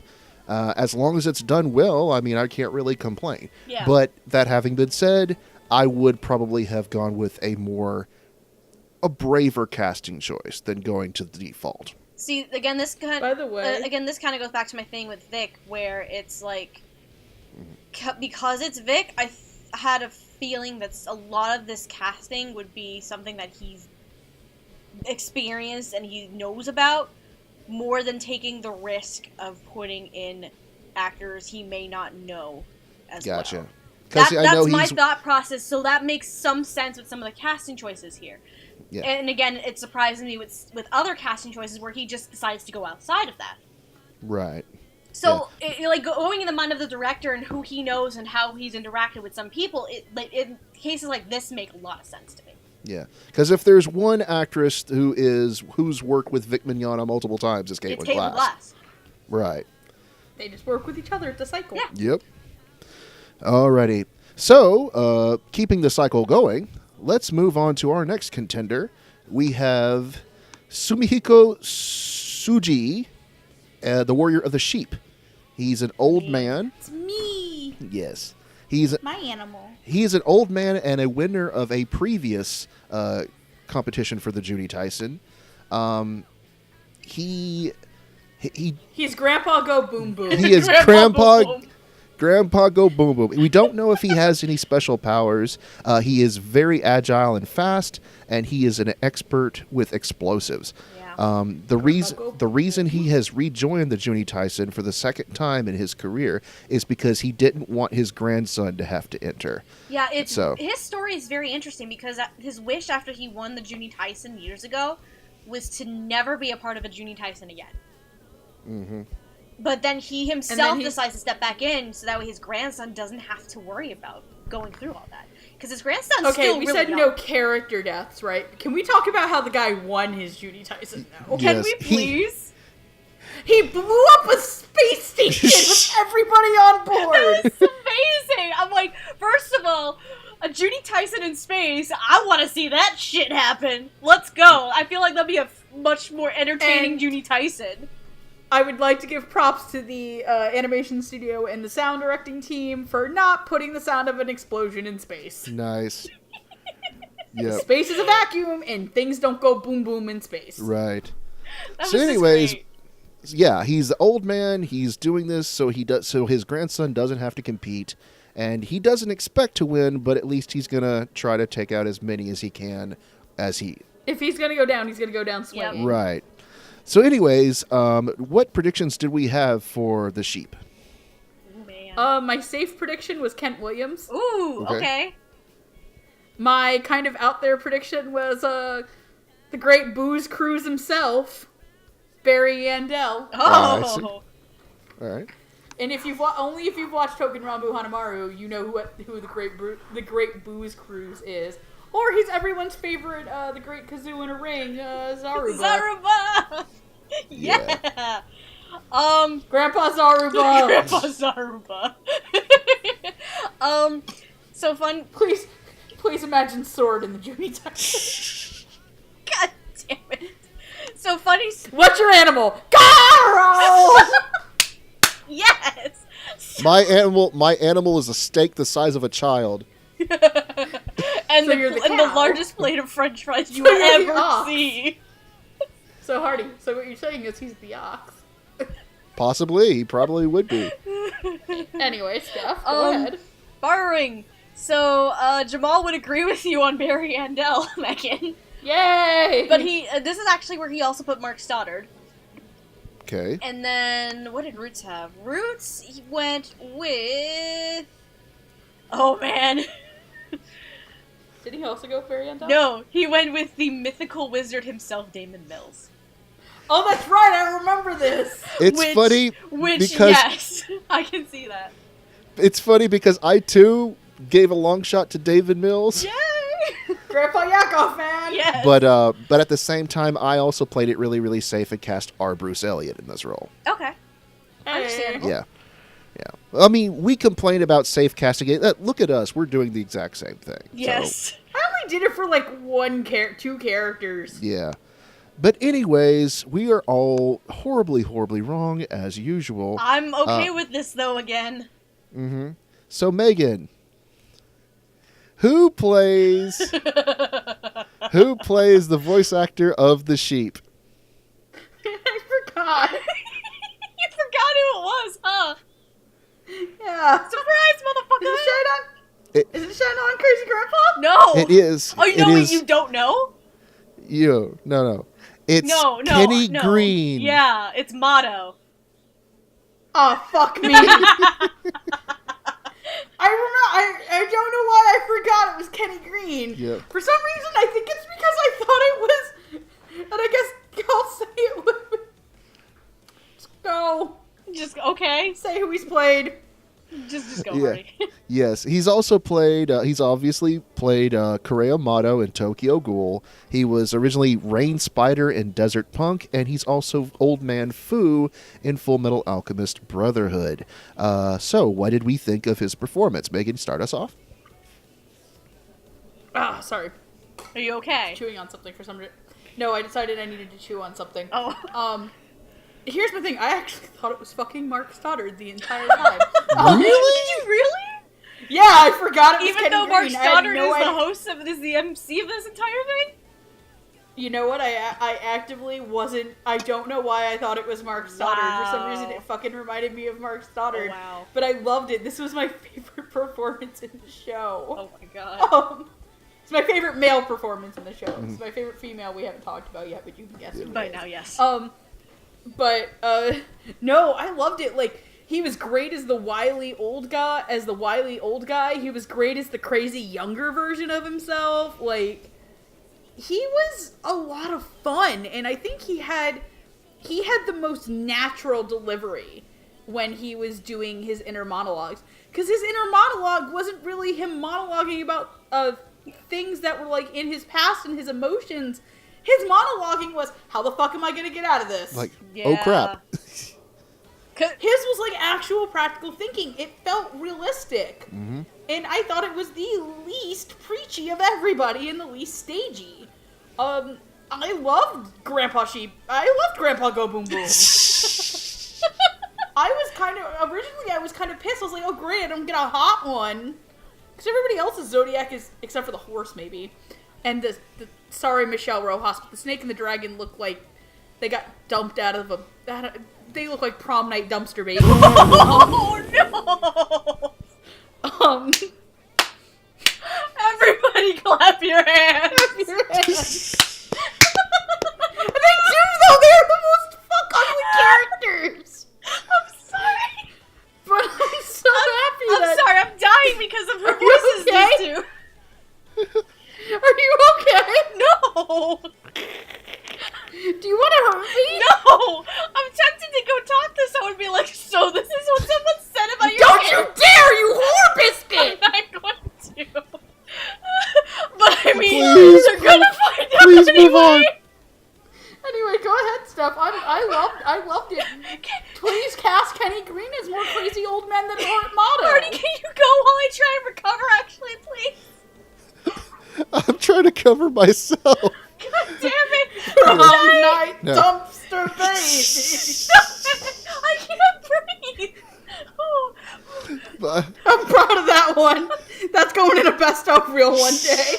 anyway, yeah, I'm with Megan. I think he was great, and it's very rare that we get to hear Kenny be like a genuinely sweet old man when he's, hanging out with his grandson and his family, and also sort of the wily diabolical. Man when he was debating on how to murder them all. Yeah, it's sort of interesting to see him go from one scene to the next, because there is this wily old man, but there's also this genuinely sweet grandpa who's just doing it so his son doesn't have to compete, or grandson rather. And it's really interesting seeing him go back and forth between the two facets of his character. I think I'm good. You okay? You all right? So. For now. Okay. For now. Until I potentially break again. Yeah, this is very interesting performance because it's one of the first and probably few times I've ever heard Kenny Green as the nice old guy who has a little bit of pep in his step, Mm-hmm. And his character is really interesting because his is the only one who's had previous experience with a Juni Taisen before, and he's I hear Megan just cracking up. I'm sorry, I'm just laughing. And yeah, like you guys are saying, like his inner monologue and his thoughts, a lot of it is he's fully aware that he is outgunned. He's outmatched. He's fully aware that there's a very high chance that he's not going to win this one. And it's interesting because it kind of coincides with his backstory too, where he's made peace with that. Like, he's lived he even says that he even says he's lived a long and happy life. So he's okay with putting himself out there for the sake of his grandson, and if he dies at any point in time, he's okay with that because he's lived this happy and fulfilling life. So his character in general, I think, is the most interesting and dynamic of all of these. Only because he's had the previous experience, and he's the oldest contender among the group there. And Kenny Green just performing it beautifully, in my opinion. I really enjoy it. I think this is one of my favorite performances as well from the show. Mm-hmm. Yeah. So Grandpa Go Boom Boom is a big hit. we had Crazy Grandpa and Jeremy Schwartz, and now we have Grandpa Go Boom Boom and Kenny Green. Shine on, Crazy Grandpa. Yeah. We have amazing grandpas. Don't forget Foxy Grandpa and JoJo's. Ooh, yeah, you're right. Oh my god! Oh no! Holy shit! Anyways, before we get any further, Was that a motherfucking JoJo's reference? Yes, it is, Megan. Now shut up. Before we go any further, before we get any further sidetracked, let's move on to our next contestant. We have Yoshimi Soma, the Warrior of the Horse. Oh boy. He is a former mercenary who has trained his body after a rather harrowing experience where he almost died. Has trained his body to become the most resilient, to where he's Horse of Steel. He's horse skin of steel, almost impenetrable. He's on some fucking steroids or some shit. God damn. Right, big old boy. And also my Zodiac sign, which is the most terrifying part. Yeah. He ate his Wheaties. Yes, he eats his Wheaties. Yeah. So what predictions do we have for this horse? Look at this horse. This horse is amazing. No, he's not. He's a big bitch. Yeah, he's honestly a big bitch. Yeah. He's kind of a big bitch. He's kind of a coward. Yeah. When things get tough, he runs and hides. Yep. And then This gets horse is lectured not by an amazing. emo kid. Yeah. Do not give him a lick. He does not taste like raisins. Yes. A horse is a horse, of course. Yes. And only the rat Unless- talks to a horse, of course. Yes. Anyway. Because that horse is being a little bitch baby. My predictions were the following. Ian Sinclair Ooh, okay. All right. and Tyson Reinhardt. Okay. Interesting. Mhm. I don't think I've really heard Tyson that often as the big burly character. Mm-hmm. At least that I can recall. Borrowing. God damn it, Roots. No. You know how we were talking about Crazy Grandpa? Did he Did do he it put again? Roots put Jeremy Did he put Schwartz Mark as the horse? I love it. It's great. And then Jamal. Ooh, his are interesting too. He had Jeremy Inman and David right. Wald. Interesting. Yeah. I could see David Wald. That'd be an interesting pick. Though I feel like Jeremy Schwartz would be a fun one. Honestly. Yeah. I had one safe but unlikely guess in Okay. Patrick Seitz. Ooh. That And would I be good. And I also had, playing slightly against type but still fitting, one Chris George. Ooh. Mhm. Ooh. Yeah. That would have been But- great. I'm excited. No, I mean, considering Vig is the director, it's not that much of a long shot to possibly pull Patrick in, I would think. Right.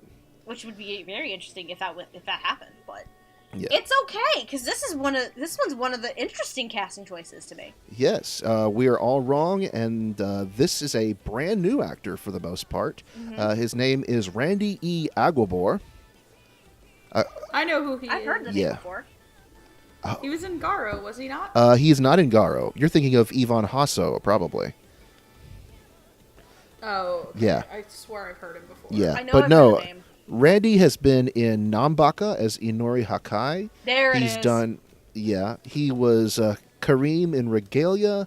He was Tora Fuzar in Fairy Tale, one of the demon monsters, and other than various other roles, that's basically it. So he's pretty much a brand new actor. Yeah, Nanbaka is where I've heard the name before. Yeah. So Horse doesn't speak all that much.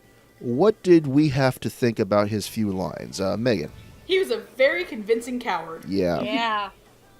He got down the, I don't want to run into Ox. My thing is that even as a character, Horse is kind of the weakest character so far. Right. In terms of motivations and crap. So Yeah. I give him credit for being very convincing. And I hope that this is a good starting place to see this guy cast more. Yeah. Because I think that he did a great job, and I would really like to see him do things, other things. Yeah. He's definitely got the voice for it. Yeah. Mm-hmm. Like, again, What this is one of the very interesting ones because he's much more of a fresher face, and the likelihood of Vic knowing who this individual is very, very slim.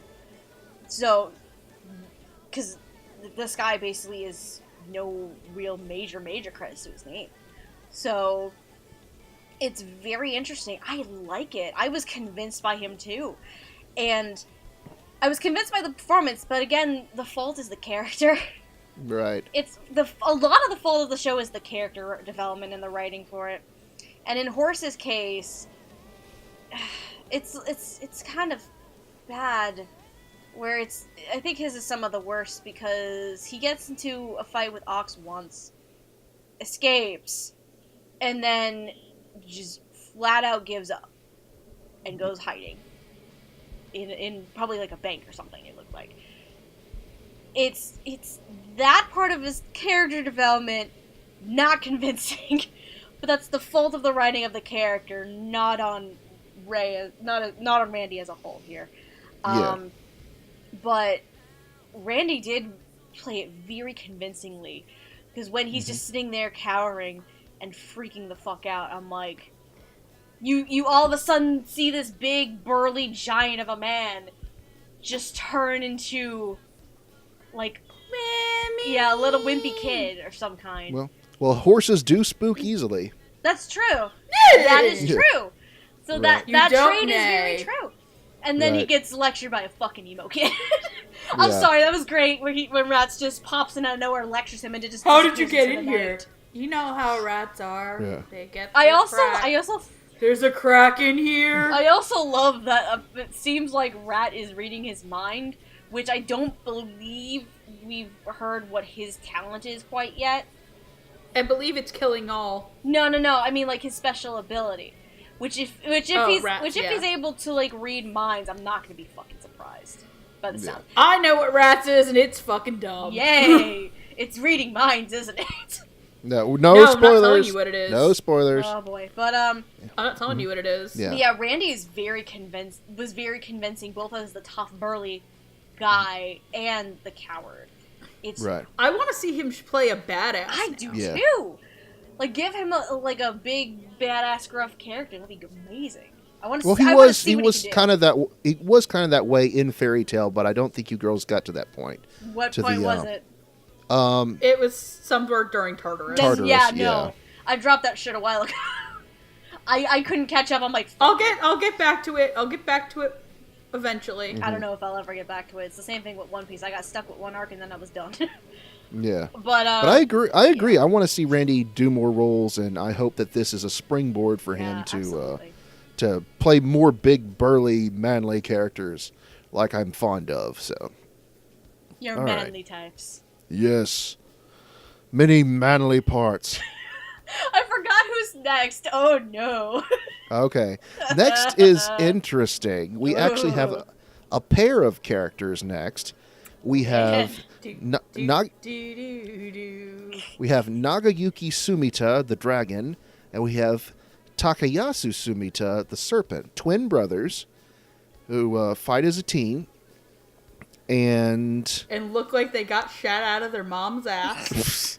God damn yeah, it. Megan does not like them very much. So They're just not. yeah, They're just kind of fugly. they're twin brothers who fight as a team with twin flamethrowers, and Wait, that does is Dragon have a flamethrower? I thought it was only Snake. He's got an ice. Yeah. They're fire and ice. That's the deal. With I those two. see. Okay. So yeah, that's what they're... Because NisiOisin is so clever, guys. Yes. Anyways, who did we have predictions for Dragon and Snake? I do, and I'm going to read the second ones I had first, because I need you two to sit down for the first predictions. No. Okay. So other than them both being whacked by the ugly stick, for one prediction for the serpent, I had Greg Ayres. Oh, okay. And for the dragon, I had Dallas Reed, as if Greg and Dallas would be a pair of twins. Ah. I can't believe I did this other one, because I'm going to get smacked when I see Steph and Anime Boss. Remember this? You do. Put Damon and Alejandro. Well, I mean, they are husband bros. Husbandros. They are husband yeah, bros. Damon was the serpent and Alejandro was the dragon. Okay. I can kind of see it. Damon Mills and Alejandro.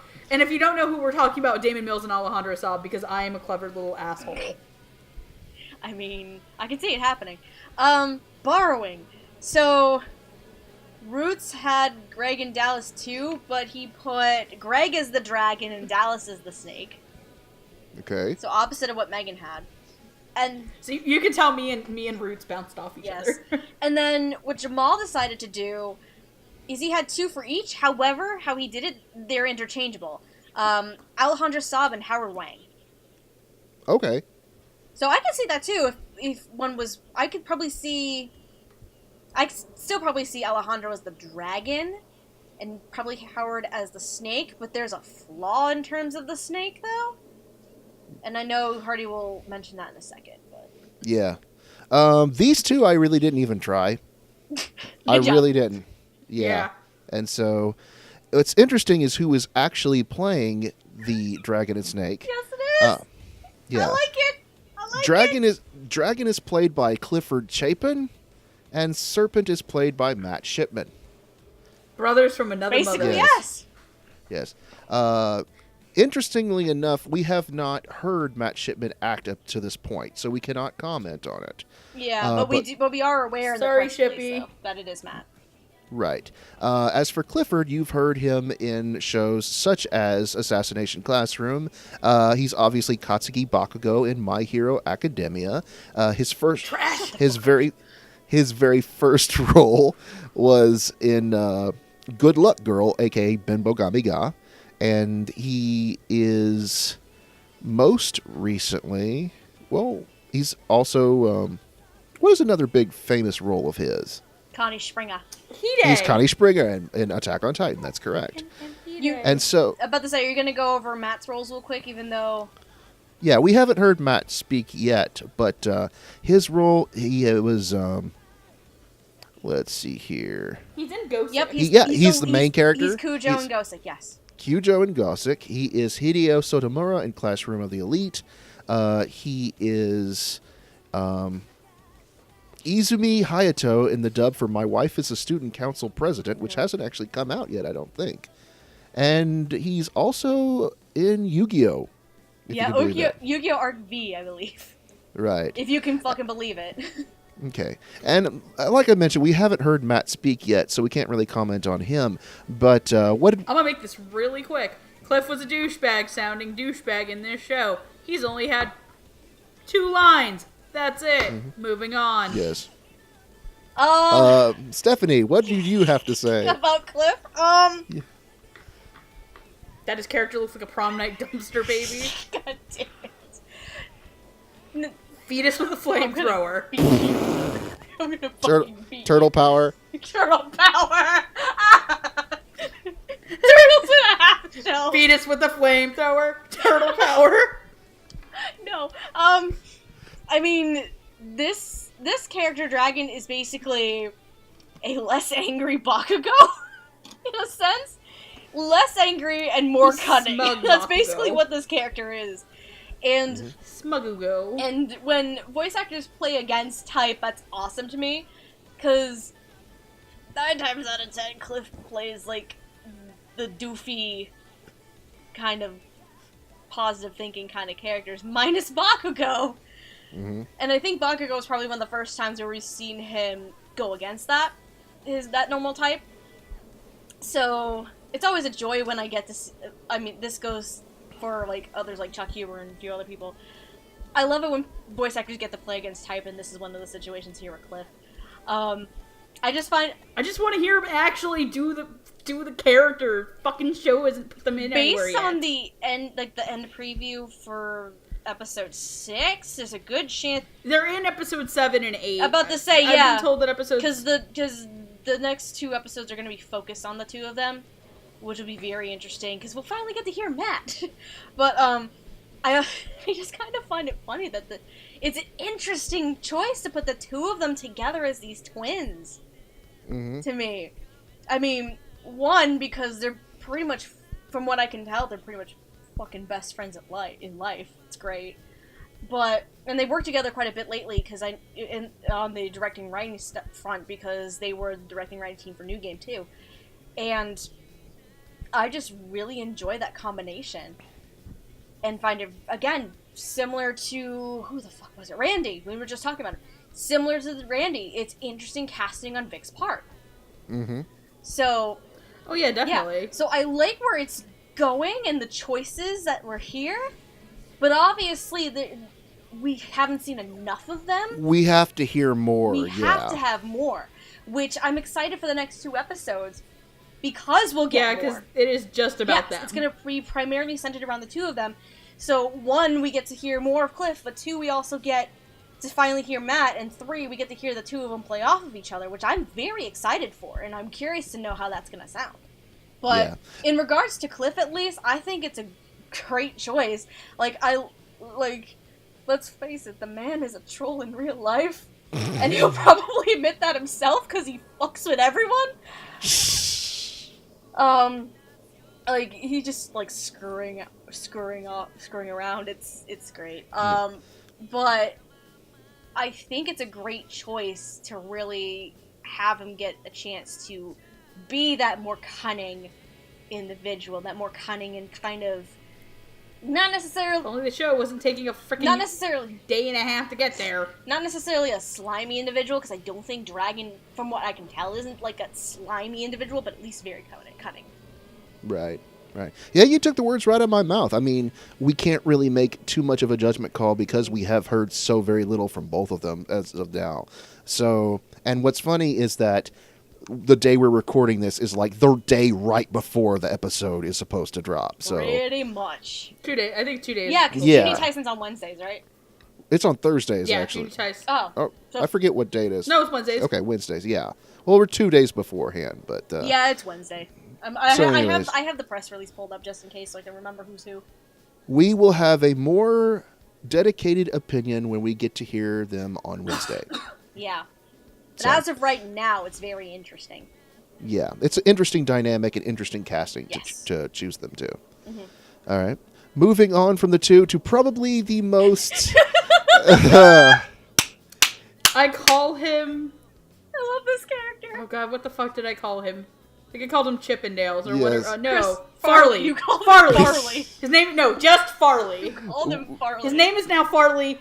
I don't care. Don't at me in the comments. Bite me. All right. His name is Farley now. Who is probably the most interesting design-wise. Mm-hmm. We have simply going by Usagi, or the rabbit. Yup. Warrior of the Rabbit, he dresses in what can only be described as a stripper outfit with overalls, a bow tie, and a massive bunny tail on the back. He has the largest fucking pom-pom I've ever seen on his ass. It says butt Yeah. plug. Oh my god! Oy vey. Oh no! He is easily the strangest combatant in the tournament. Is he strange. By far. Farley. Yes. And his special ability is he is actually a necromantist. Mm-hmm. He can resurrect... Not a necromancer, a necromantist. Correct. He has the power to bring back the dead and use them as his zombie slaves. So fighting him is basically fighting a huge army, which is not good.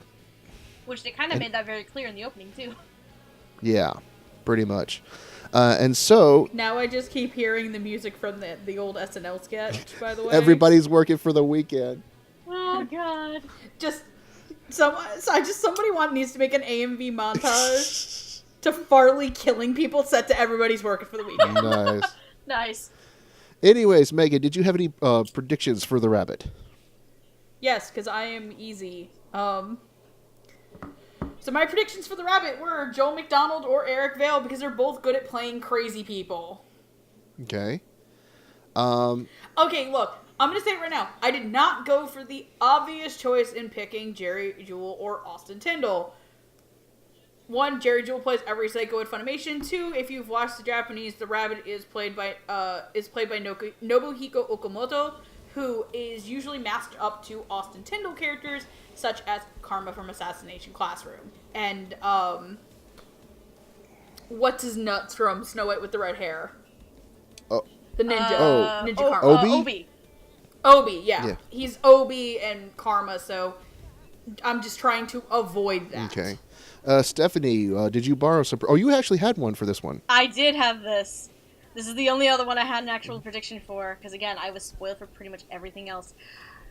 So, I watched the first episode of the show in the Japanese, and when I watched Usagi, I had the strangest vibe off of this guy, and my mind went, you know what'd be funny? And you know what I really hope happens? Because my brain went towards First Basket, but also,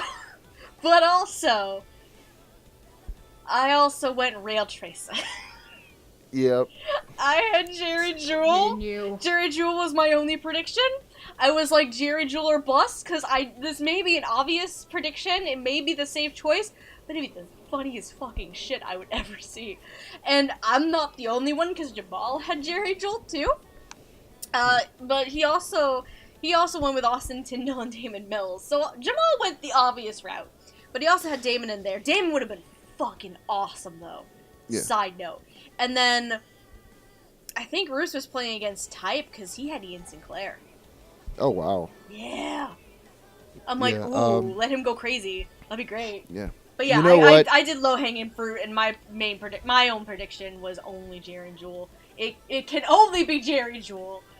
I accept no other answers. She went to Jerry. I went to Jerry. I also picked the low hanging fruit. I admit it. I'm disappointed in every single one. No, well, I was Jerry Jewell. I'm Jerry Jewell or bust on this one because I'm like, I accept no other options on this. Well, here's the thing, Megan, is that both of us were right. It is indeed. I know you're both right. It is indeed. Be smug. Jerry Jewell is the voice of the rabbit. You have heard him obviously as the rail tracer in Bakuno, as Kyo in Fruits Basket, as Barry the Chopper in Full Metal Alchemist Brotherhood and the original series as well. He's played his fair Oh, and of course, Victor Nikiforov from Yuri on Ice. The greatest psychopath ever, Victor Nikiforov. Yes. Yuri! I'm going to chop you into pork cutlet. And I just made the baby Gigi cry. Oh no. Not the baby Jesus, the baby Gigi. Alright, so what did we have to think about this very typecast and obvious performance, guys? It'd be great if this guy, put together a full fucking Farley put together a sentence. Mm-hmm.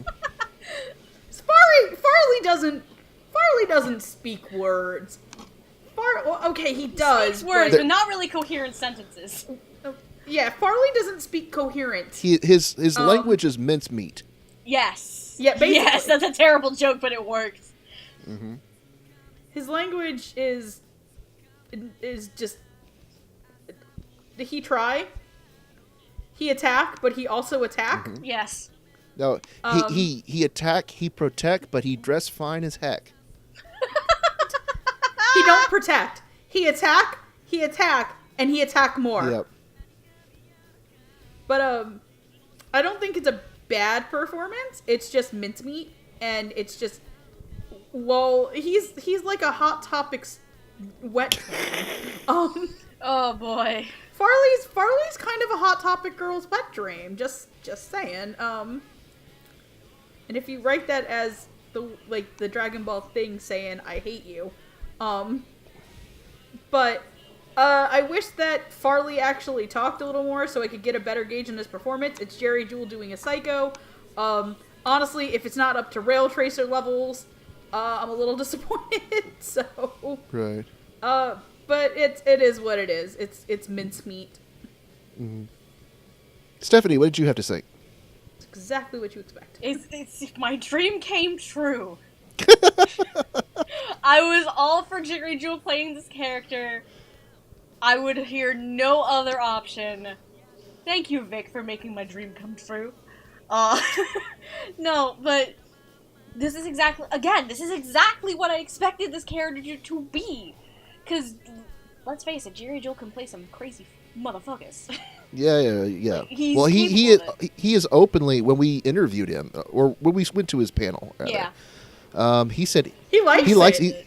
he's such a chill, So relaxed, chill. That laid man back. is on constant laid back level. Yeah, so chill. so when he gets to play against type, he enjoys it. He's like, yeah, it's cool being evil sometimes. I Yeah. remember him saying that. In that exact Yes. tone of Yes. voice, by the way, It's everybody. great. He's It's such fun. a sweetheart. It's great. But, yeah, there's not really much more for me to say. He's a crazy motherfucker. And it's Yep. exactly what I hoped. I mean, I do agree with Megan. I wish we could hear more of it. And we can also hear him make actual, logical, complete sentences. Coherent noises. But Usagi is a very interesting character in itself. Usagi kind of talks like this. Usagi doesn't make sense, which is fine. Yeah. Usagi's like, do you want to be my friend? Be I'm my sorry, I friend. lied to you. Be my friend. But, Be my friend. yeah, I love this performance. Another one of my favorites from the show. It may be an obvious and safe choice, yes, and the low-hanging fruit. But just I wish don't that he would care. Talk more. I don't care. It's amazing. Yeah, I still have to reserve judgment until we do get to hear him speak in full-length sentences and not just gibberish. But from Yeah. what I've heard, he pulls off the crazy psychopath very, very well. And only the Jared, and you only the playing way. a crazy psychopath? No. Yeah. But anyways, yeah, it's a really, really fun role, and I hope we love hear it. more of it. Speaking of really, really fun roles, let's move over to our next competitor. Ooh, Lord. We have Kanae Aira, the Warrior of the Tiger. My wife.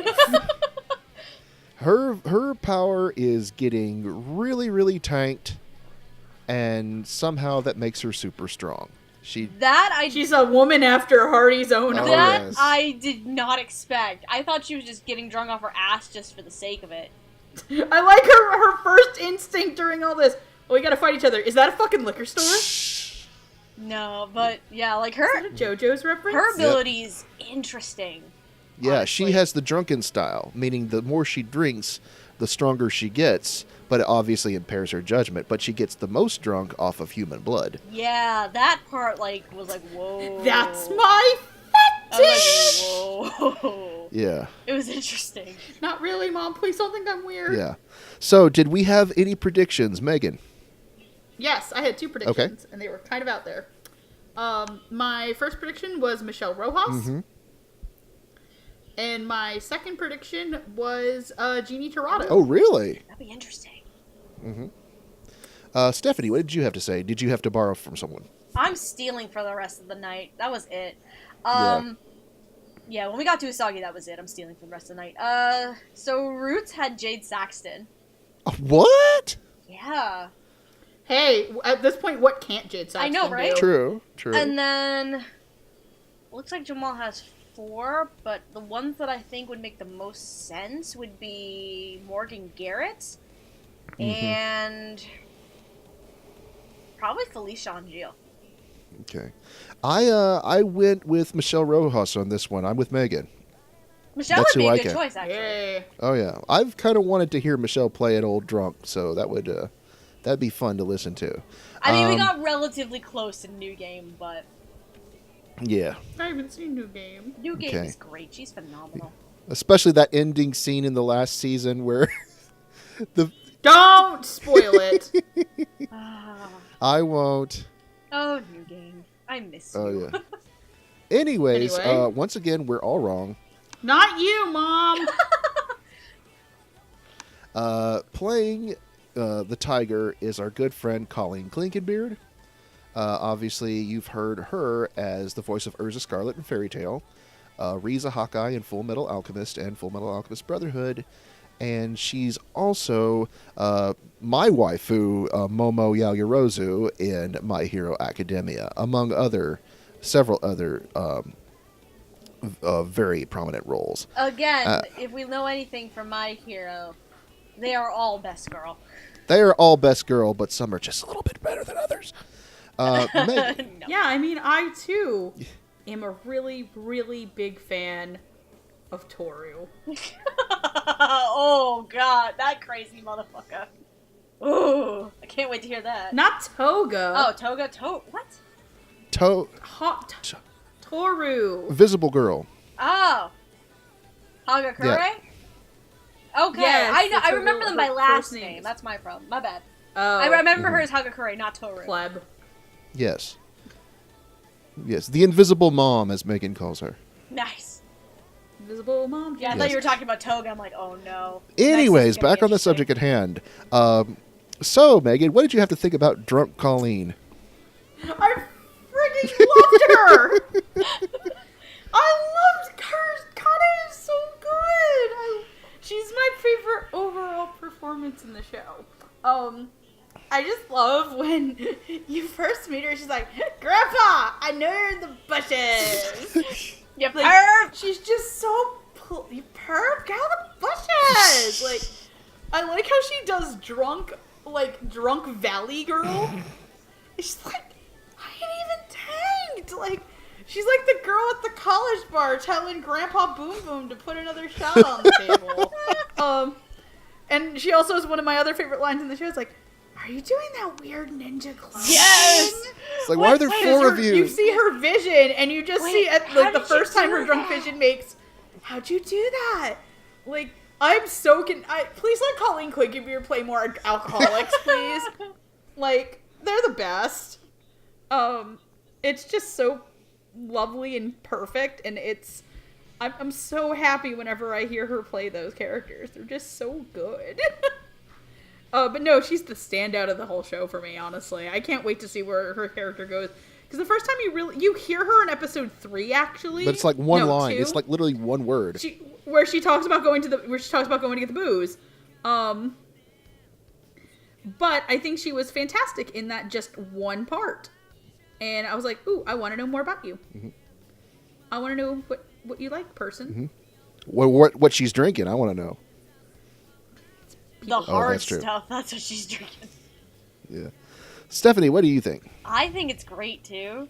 Mhm. Like it's interesting. It's usually, from what I can tell, it's interesting and usually a challenge to pull off a convincing drunk. Colleen pulls off a convincing drunk.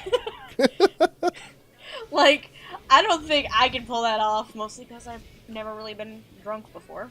Because I'm a huge baby when it comes to alcohol. Yeah. Hardy tried to get us drunk at A-Fest. Try. think I he just succeeded with me have like once. a better. I just say no compared to Yeah. everybody else. I'm just like, nah, I'm good. I'm good, fam. I don't Right. like drinking, honestly. Not a fan of it. But yeah, she plays a very, very convincing drunk. It made me question whether she actually was drinking in the booth. And if she was, then my god. Colleen, I got your good shit. If she did, then my god. She's probably got. Please She's tell probably me that. keeps like a. No, it's like, please She tell prob- me Vic drove you home. You didn't drive home that day, Colleen.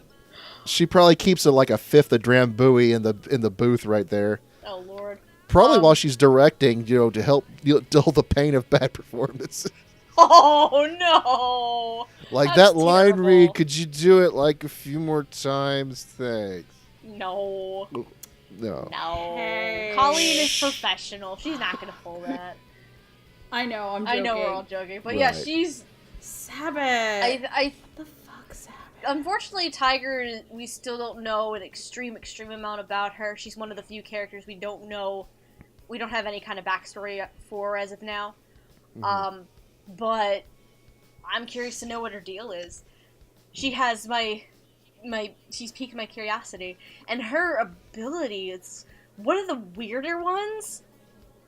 But it's also very interesting, and how it gets She can fillet a man like a fish. got revealed too.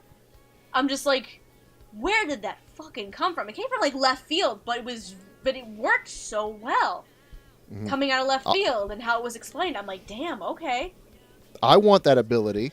that'd be you would like that ability To get drunk and suddenly grow claws. You would want that ability. Yeah. No, I thought it was hilarious. Just and I do want to see. Now that we've heard drunk Colleen, now we have to hear hungover Colleen. Oh, Because that's gonna be an interest. That's gonna be fun in and of itself. Colleen, I need we you need to to call hear. it- We need I to hear you hungover Colleen and sober Colleen. At least for this show, we need to hear sober Colleen. Right. Yes. It's like, Colleen, I need you to channel every single night of college in your life. Right. Go. Potentially. No. Or better yet, just come in at 7 in the morning and record. Oh no. Yeah. No, I thought it was hilarious. So, yeah. Hopefully, we get to hear more of that. Moving on. We got 2 left, right? We have 2 left. Yeah, Yay. we're finally making progress through it. We are moving on to probably one of the strongest contenders in the competition. We have Eiji Kashi, or the Warrior of the Ox. He is a world-renowned soldier, often viewed as probably the one-man army. And What was the nickname that he was given? I forget. This Eternal Slayer or some shit. Natural Slayer or something like that.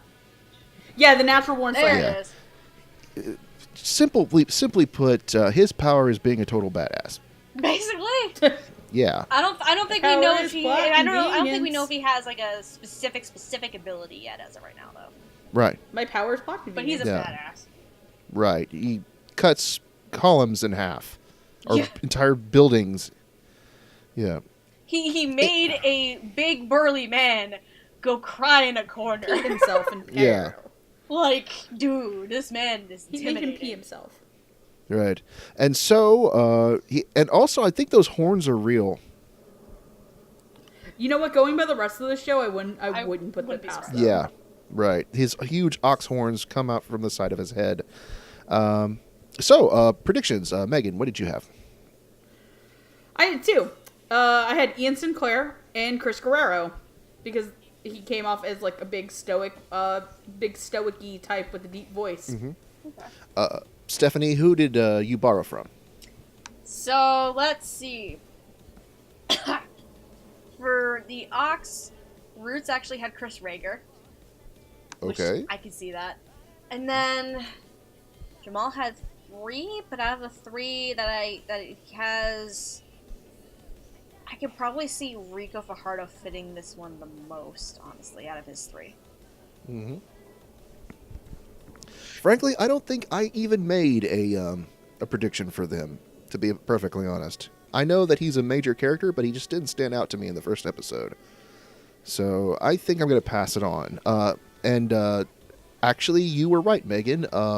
Who actually is playing the Ox is indeed Ian Sinclair.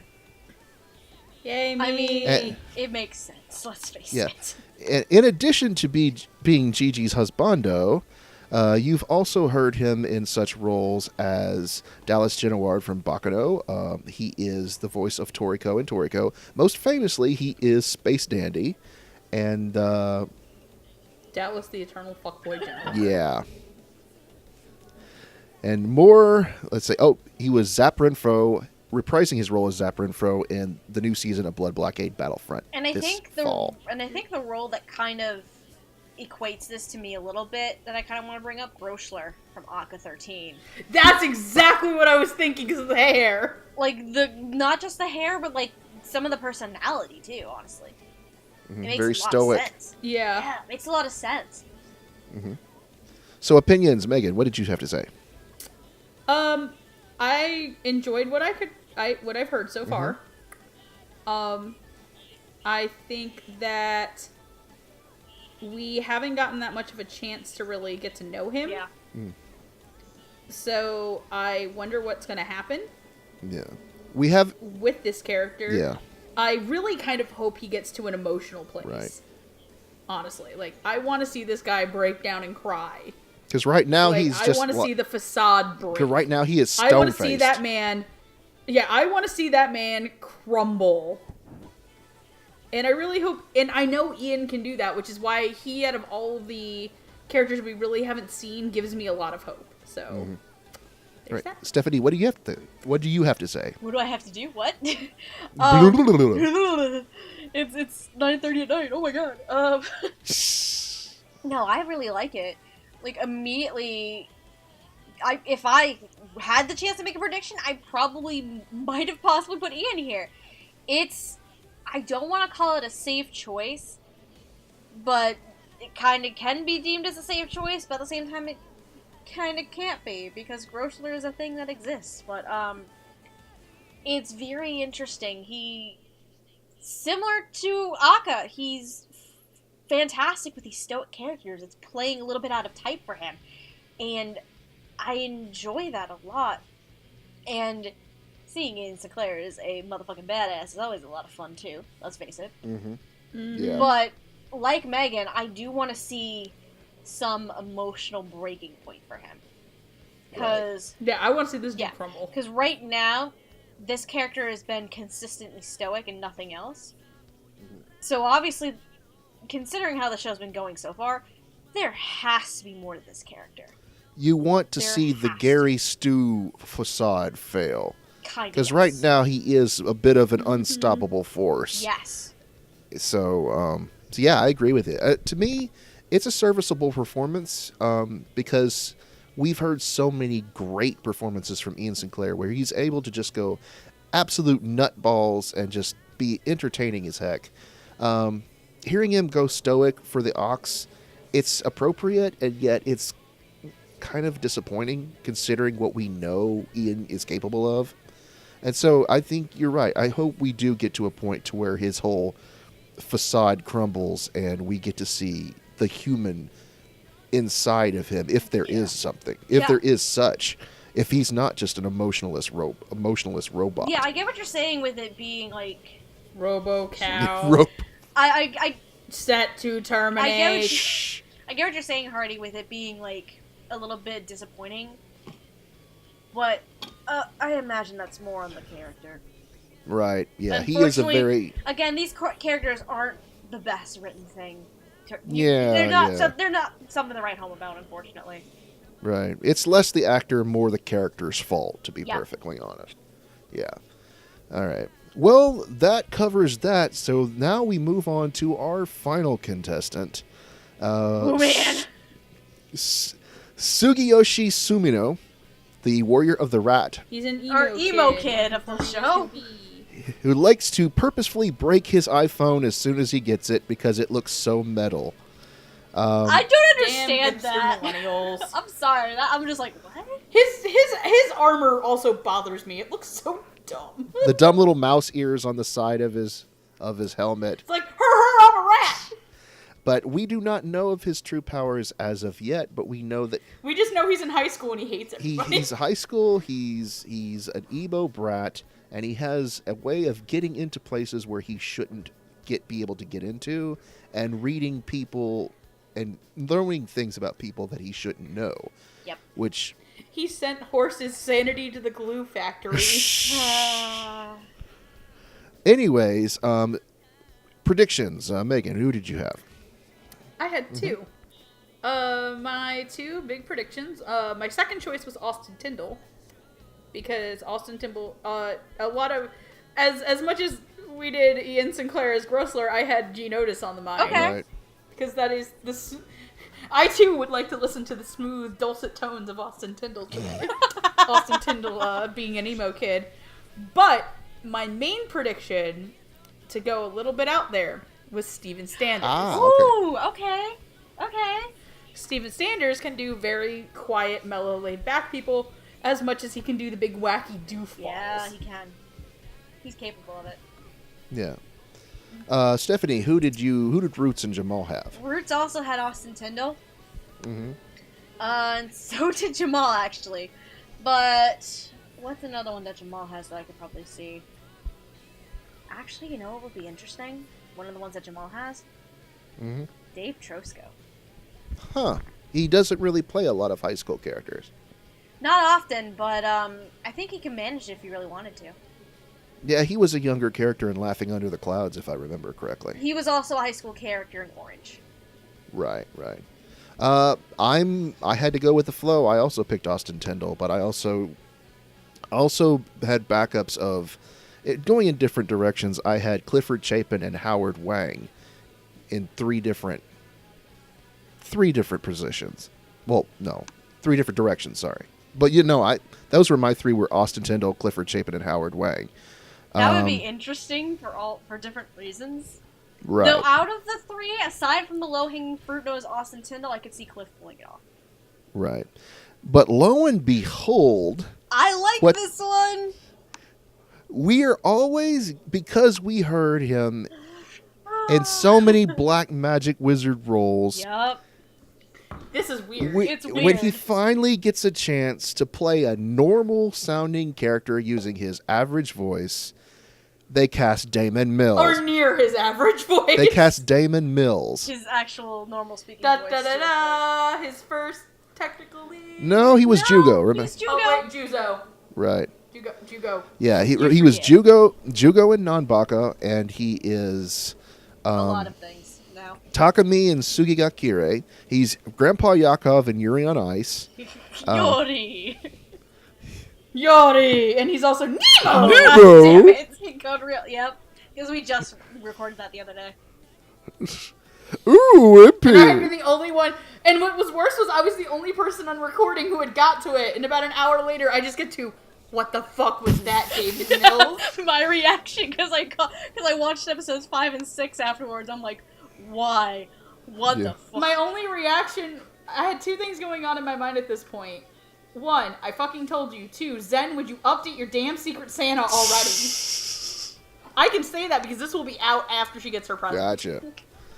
So I hope you enjoyed your present, which is My Hero Outlaw Star and a t-shirt. Nice. But anyways, were you so used to hearing the wizard? So how does it It's feel? just so weird. How does it feel, Megan, hearing Damon in a normal sounding role for once? Well, hold on. To be fair, Tsukigaki Ray is a bit more of his normal register as well. Yeah, To be fair. Tsukigaki is a little bit more actually to Yes. his normal voice. No, but before I continue, really quickly, so I posted Fetus with the Flamethrower Turtle Power in the chat. Andrew replies back, I'm scared, and Ruth just replies back, Norman Reedus and the Funky Fetus. Oh, god damn it. Fucking hell, there's... Anyway. Oh, sorry. Anyway, then there was personal drama. No, but this was weird because it's so weird to listen to David Mills be like an angry emo high schooler who looks like he shops at the Hot Topic, a mix between the Hot Topic and the Aeropostale store. And, like, breaks his iPhone because he doesn't think it's metal enough and he wants to, like, get shot to prove that it's bulletproof. It was really great. It's just a shame that he's fucking annoying as a character. But anyway, it's a really good performance. It's very strong, and as much as it's really cool to cast Damon Mills in weird things where he does wacky shit with his voices, I kind of want more like high schooler, like normal stuff. Because I think for us, whenever he's actually doing stuff like this, that's weird. It's not him doing, like, Nemo and Yakov. That's just normal at this I think point. we've gotten to the point where we're so used to him being these out there characters where it's, like... Because it's, I would say this, Tsukigaki Ray, and maybe to an extent, actually, Jugo from Nanbaka is the closest to his normal register that we've ever seen him. Right. Yeah. So, do you have any further thoughts, Stephanie? I like it. I like it a lot. I mean, sure, it's a little bit weird to see Damon actually perform in his normal register. And I mean, this child is emo as all get out. I think this might be the first time we really see him play an emo high schooler, because Jugo is just a stoic, depressed, nonchalant motherfucker, who is somehow a badass. But it's very interesting. It's a different kind of character. I haven't seen Damon perform yet, and I really enjoy it. Like, he's just so nonchalant, not nonchalant, aloof. Aloof is the word I'm looking for here. He's very aloof, and just, like, it seems like he has not necessarily a vendetta against the world, but he doesn't really like the world. Yeah. And you can tell that with, because again, going back to the interactions that he has with Caitlyn as the monkey. Those interactions, because those two are different counterparts in their viewpoints. And you can tell that the rat isn't exactly a fan of the world around him, and he just wishes people would die. And it's a very interesting philosophy, but I am interested to see, because the rat is also one of the few characters right now that we don't know his story, his deal. Mm-hmm. I'm very curious to know what his deal is. Right. Very, very curious. And right now, I'm actually kind of rooting for him to win. I kind of want the rat to win the Juni Taisen. That's who I'm rooting for. Right. Well, I mean, this was a good performance, and we take for granted just how solid of an actor that Damon is when even he's using his normal register and not doing any sort of weird, wild stuff with it. Because here's something interesting, too, and he's talked about this in his panel when we went to A-Fest. He's self-taught. Wow. And he's really good. He is self-taught. He didn't really take any classes or anything like that. He just one day just decided to give it a trot and just got a microphone in his room and just started practicing voices. That's impressive. Yeah, he is self-taught, and it's amazing. Like, now that you know that information, it's like, damn, okay. But yeah, it makes a lot of sense, because he puts the time and the effort into it, and you can tell. Right. So anyways, that basically wraps up our cast. Do we have any final thoughts before we... I think I kind of got a lot of my final thoughts out at the beginning of my thing with a lot of the problems of the show. Again, this is a solid dub that just kind of meanders its way into the pool of just kind of, hey, this is a dub that exists. It's solid. It's not going to be a bad watch if you choose to watch it.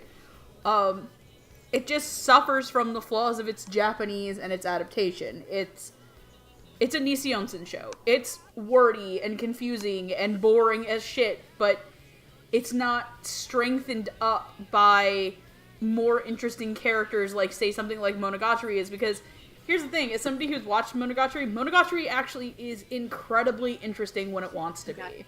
Like, I will say that the arc for the character Tsubasa Hinekawa is one of my favorite character arcs in all of anime. I think it's fantastically put together.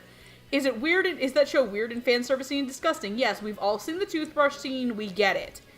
Juni Taisen, however,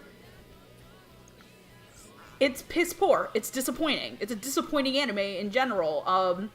From what I've read of the review of it on ANN, they said the novel was not any better and that the anime actually improves upon it by giving a little bit of depth. I think that Vic does a good enough job as a director.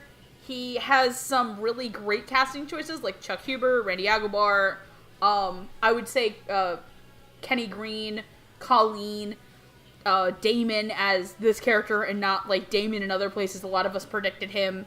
But then he's got some super safe casting like Colleen and Kate. So Colleen is both out there and safe?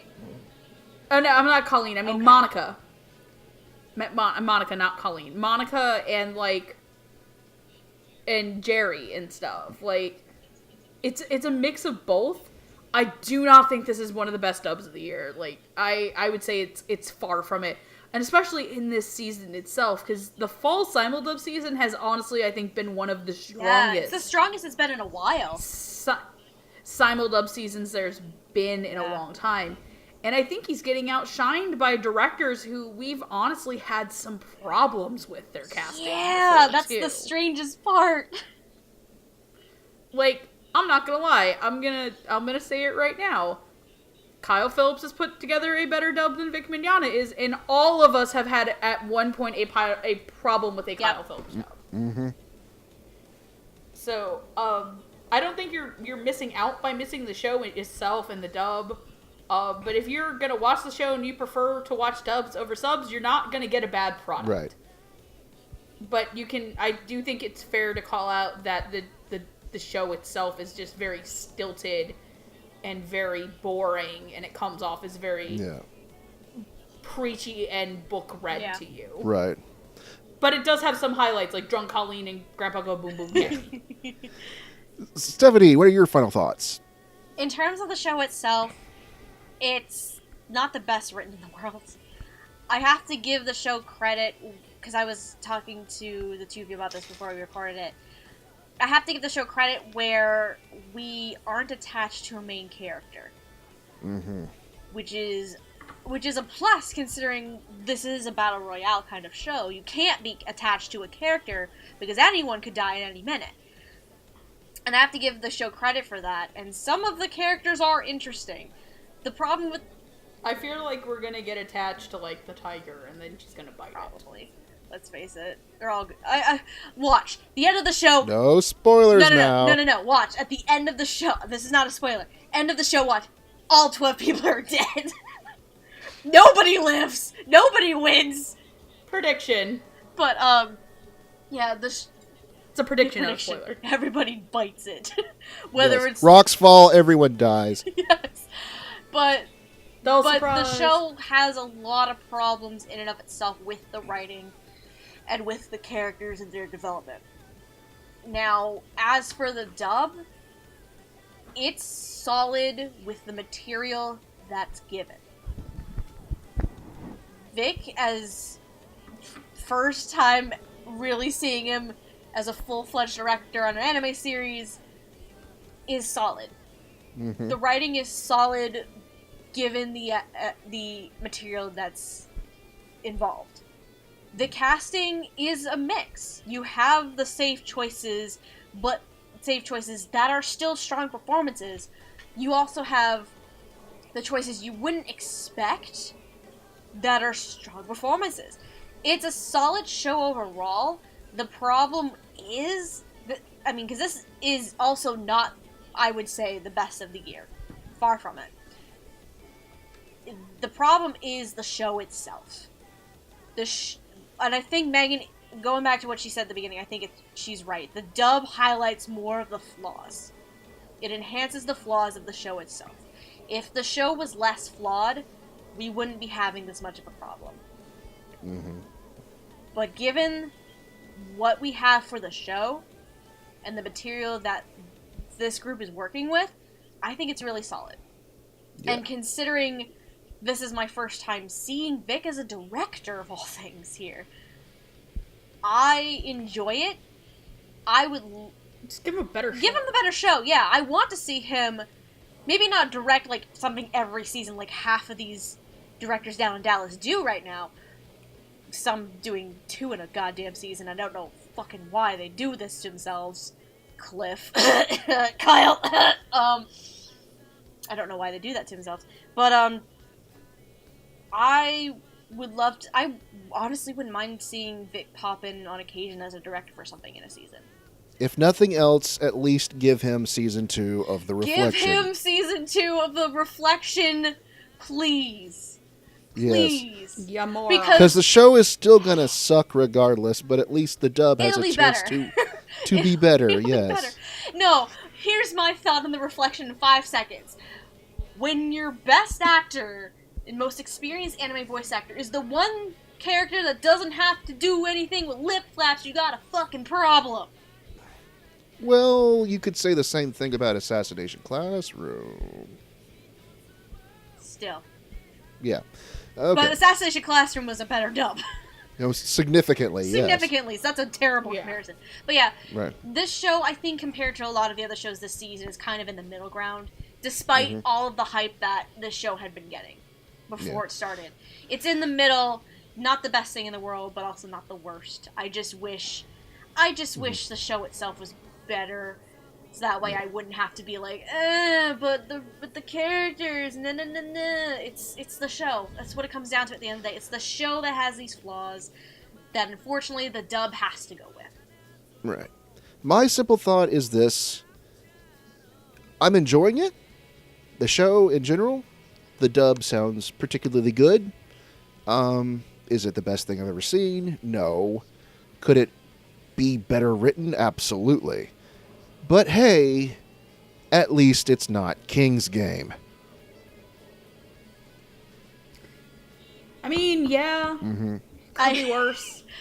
I need And Gigi's probably going to get mad at me when I say that, but I mean... she probably won't, only because it's glorious fucking trash. Oh. Here's my thing. I wanted trash this season, and I at this point, King's Game is the only dub that I plan to watch that I haven't really started yet. Yeah. I expect trash from the. Have fun with that. You have a nice shiny copy of Mob Psycho 100 waiting for you to come into its arms. I expect trash to come out of this show. I don't expect a good show out of King's Game. But I agree with you though. I am enjoying Juni Taisen, and I am probably gonna finish it. But finish your thoughts. Sorry, I jumped in. Yeah. I will finish it eventually. It'll go into No, sorry, I interrupted you. Just finish. But anyways, yeah, no, I give it a solid B minus, probably solid straight up B. Yeah, it's reasonable. All around. It's not the best show on earth. I'm enjoying it more than Megan is, because I don't find it.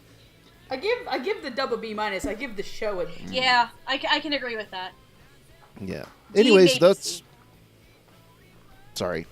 Anyways, that's all I have to say about it, and I can consider this year's Juni Taisen officially closed. Give everyone a hand. Everybody clap your hands.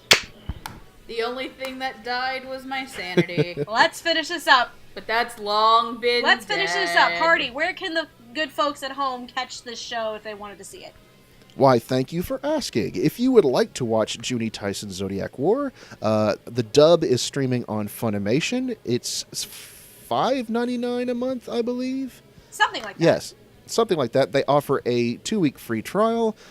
Make sure that if you do not decide to continue with your trial, to cancel your subscription, because they will charge your credit card for it.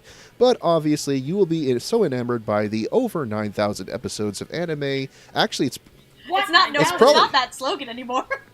It's not. It's more like 11,000 closer to it. It's ridiculous.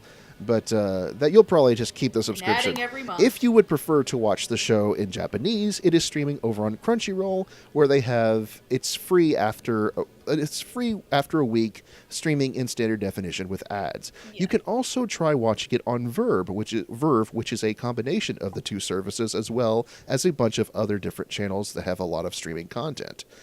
Please be warned, the dub version of this show streaming on Verve does not contain subtitles with on-screen text. So be advised. That's a general problem that Verve has been having lately, from my understanding. Yeah, so you're screwed if you want to watch stuff like Ping Pong. Or Drifters or Devil is a Part-Timer. Yeah. Anyways, that's all for us. My name is Spaceman Hardy. You can find me on the Twitters at Spaceman Hardy. I'm also a forum moderator over on the Funimation forums and on the Funimation Discord. If you ever wanted to chat with me, feel free to hit me up there, and we'll have a grand old time. Megan, why don't you tell the nice people about yourself? I'm a bear. You're a bear, yes. I'm a bear. I'm a bear. I'm a motherfucking bear. I'm a bear. I'm a bear getting yelled at her mom for screaming. But you can follow me on Twitter at QueenEra2. You can hang out with me on the Funimation Discord and all that junk too. So yeah. My name is Stephanie, also known as Lilac to some people. You can follow me on Twitter at Lilac Anime Review, with review being spelled as a musical review, not a standard review. I just kind of shitpost and talk about my daily life and my boring daily life. Especially boring daily life as of right now, because I'm on vacation from work. because I have to. It's not boring. That's a Yeah. Well, here's the thing. After Thanksgiving, I worked 7 straight days in a fucking row. And I still have vacation days that I still need to use. So my boss was like, hey, do you want to just give yourself a long-ass weekend and take a couple extra days off? I'm like, sure. So I don't have to... Right now, at the time of recording this, I had Friday, Saturday, Sunday. Today is Monday, and I have Tuesday off. And I don't go back till Wednesday. So I have a 5-day weekend, and it's great. Awesome. All right, well, that covers everything for us. Until next time, friends. Wait. You're forgetting one of the things. How can they... Yes. They want to see more from us in general. If you want to see more from us, you can look us up at our YouTube account. You're already at Dub here! Yes, you're already watching You're it. already here! Wow. But you can also follow us on Twitter at dubtalkpodcast for all the Yes. latest info. Yep. Now am I done, boss lady? I think you should be good. Okay. And on behalf of the Dub Talk Podcast, I'm Spaceman Hardy telling you, Otaku on, my friends.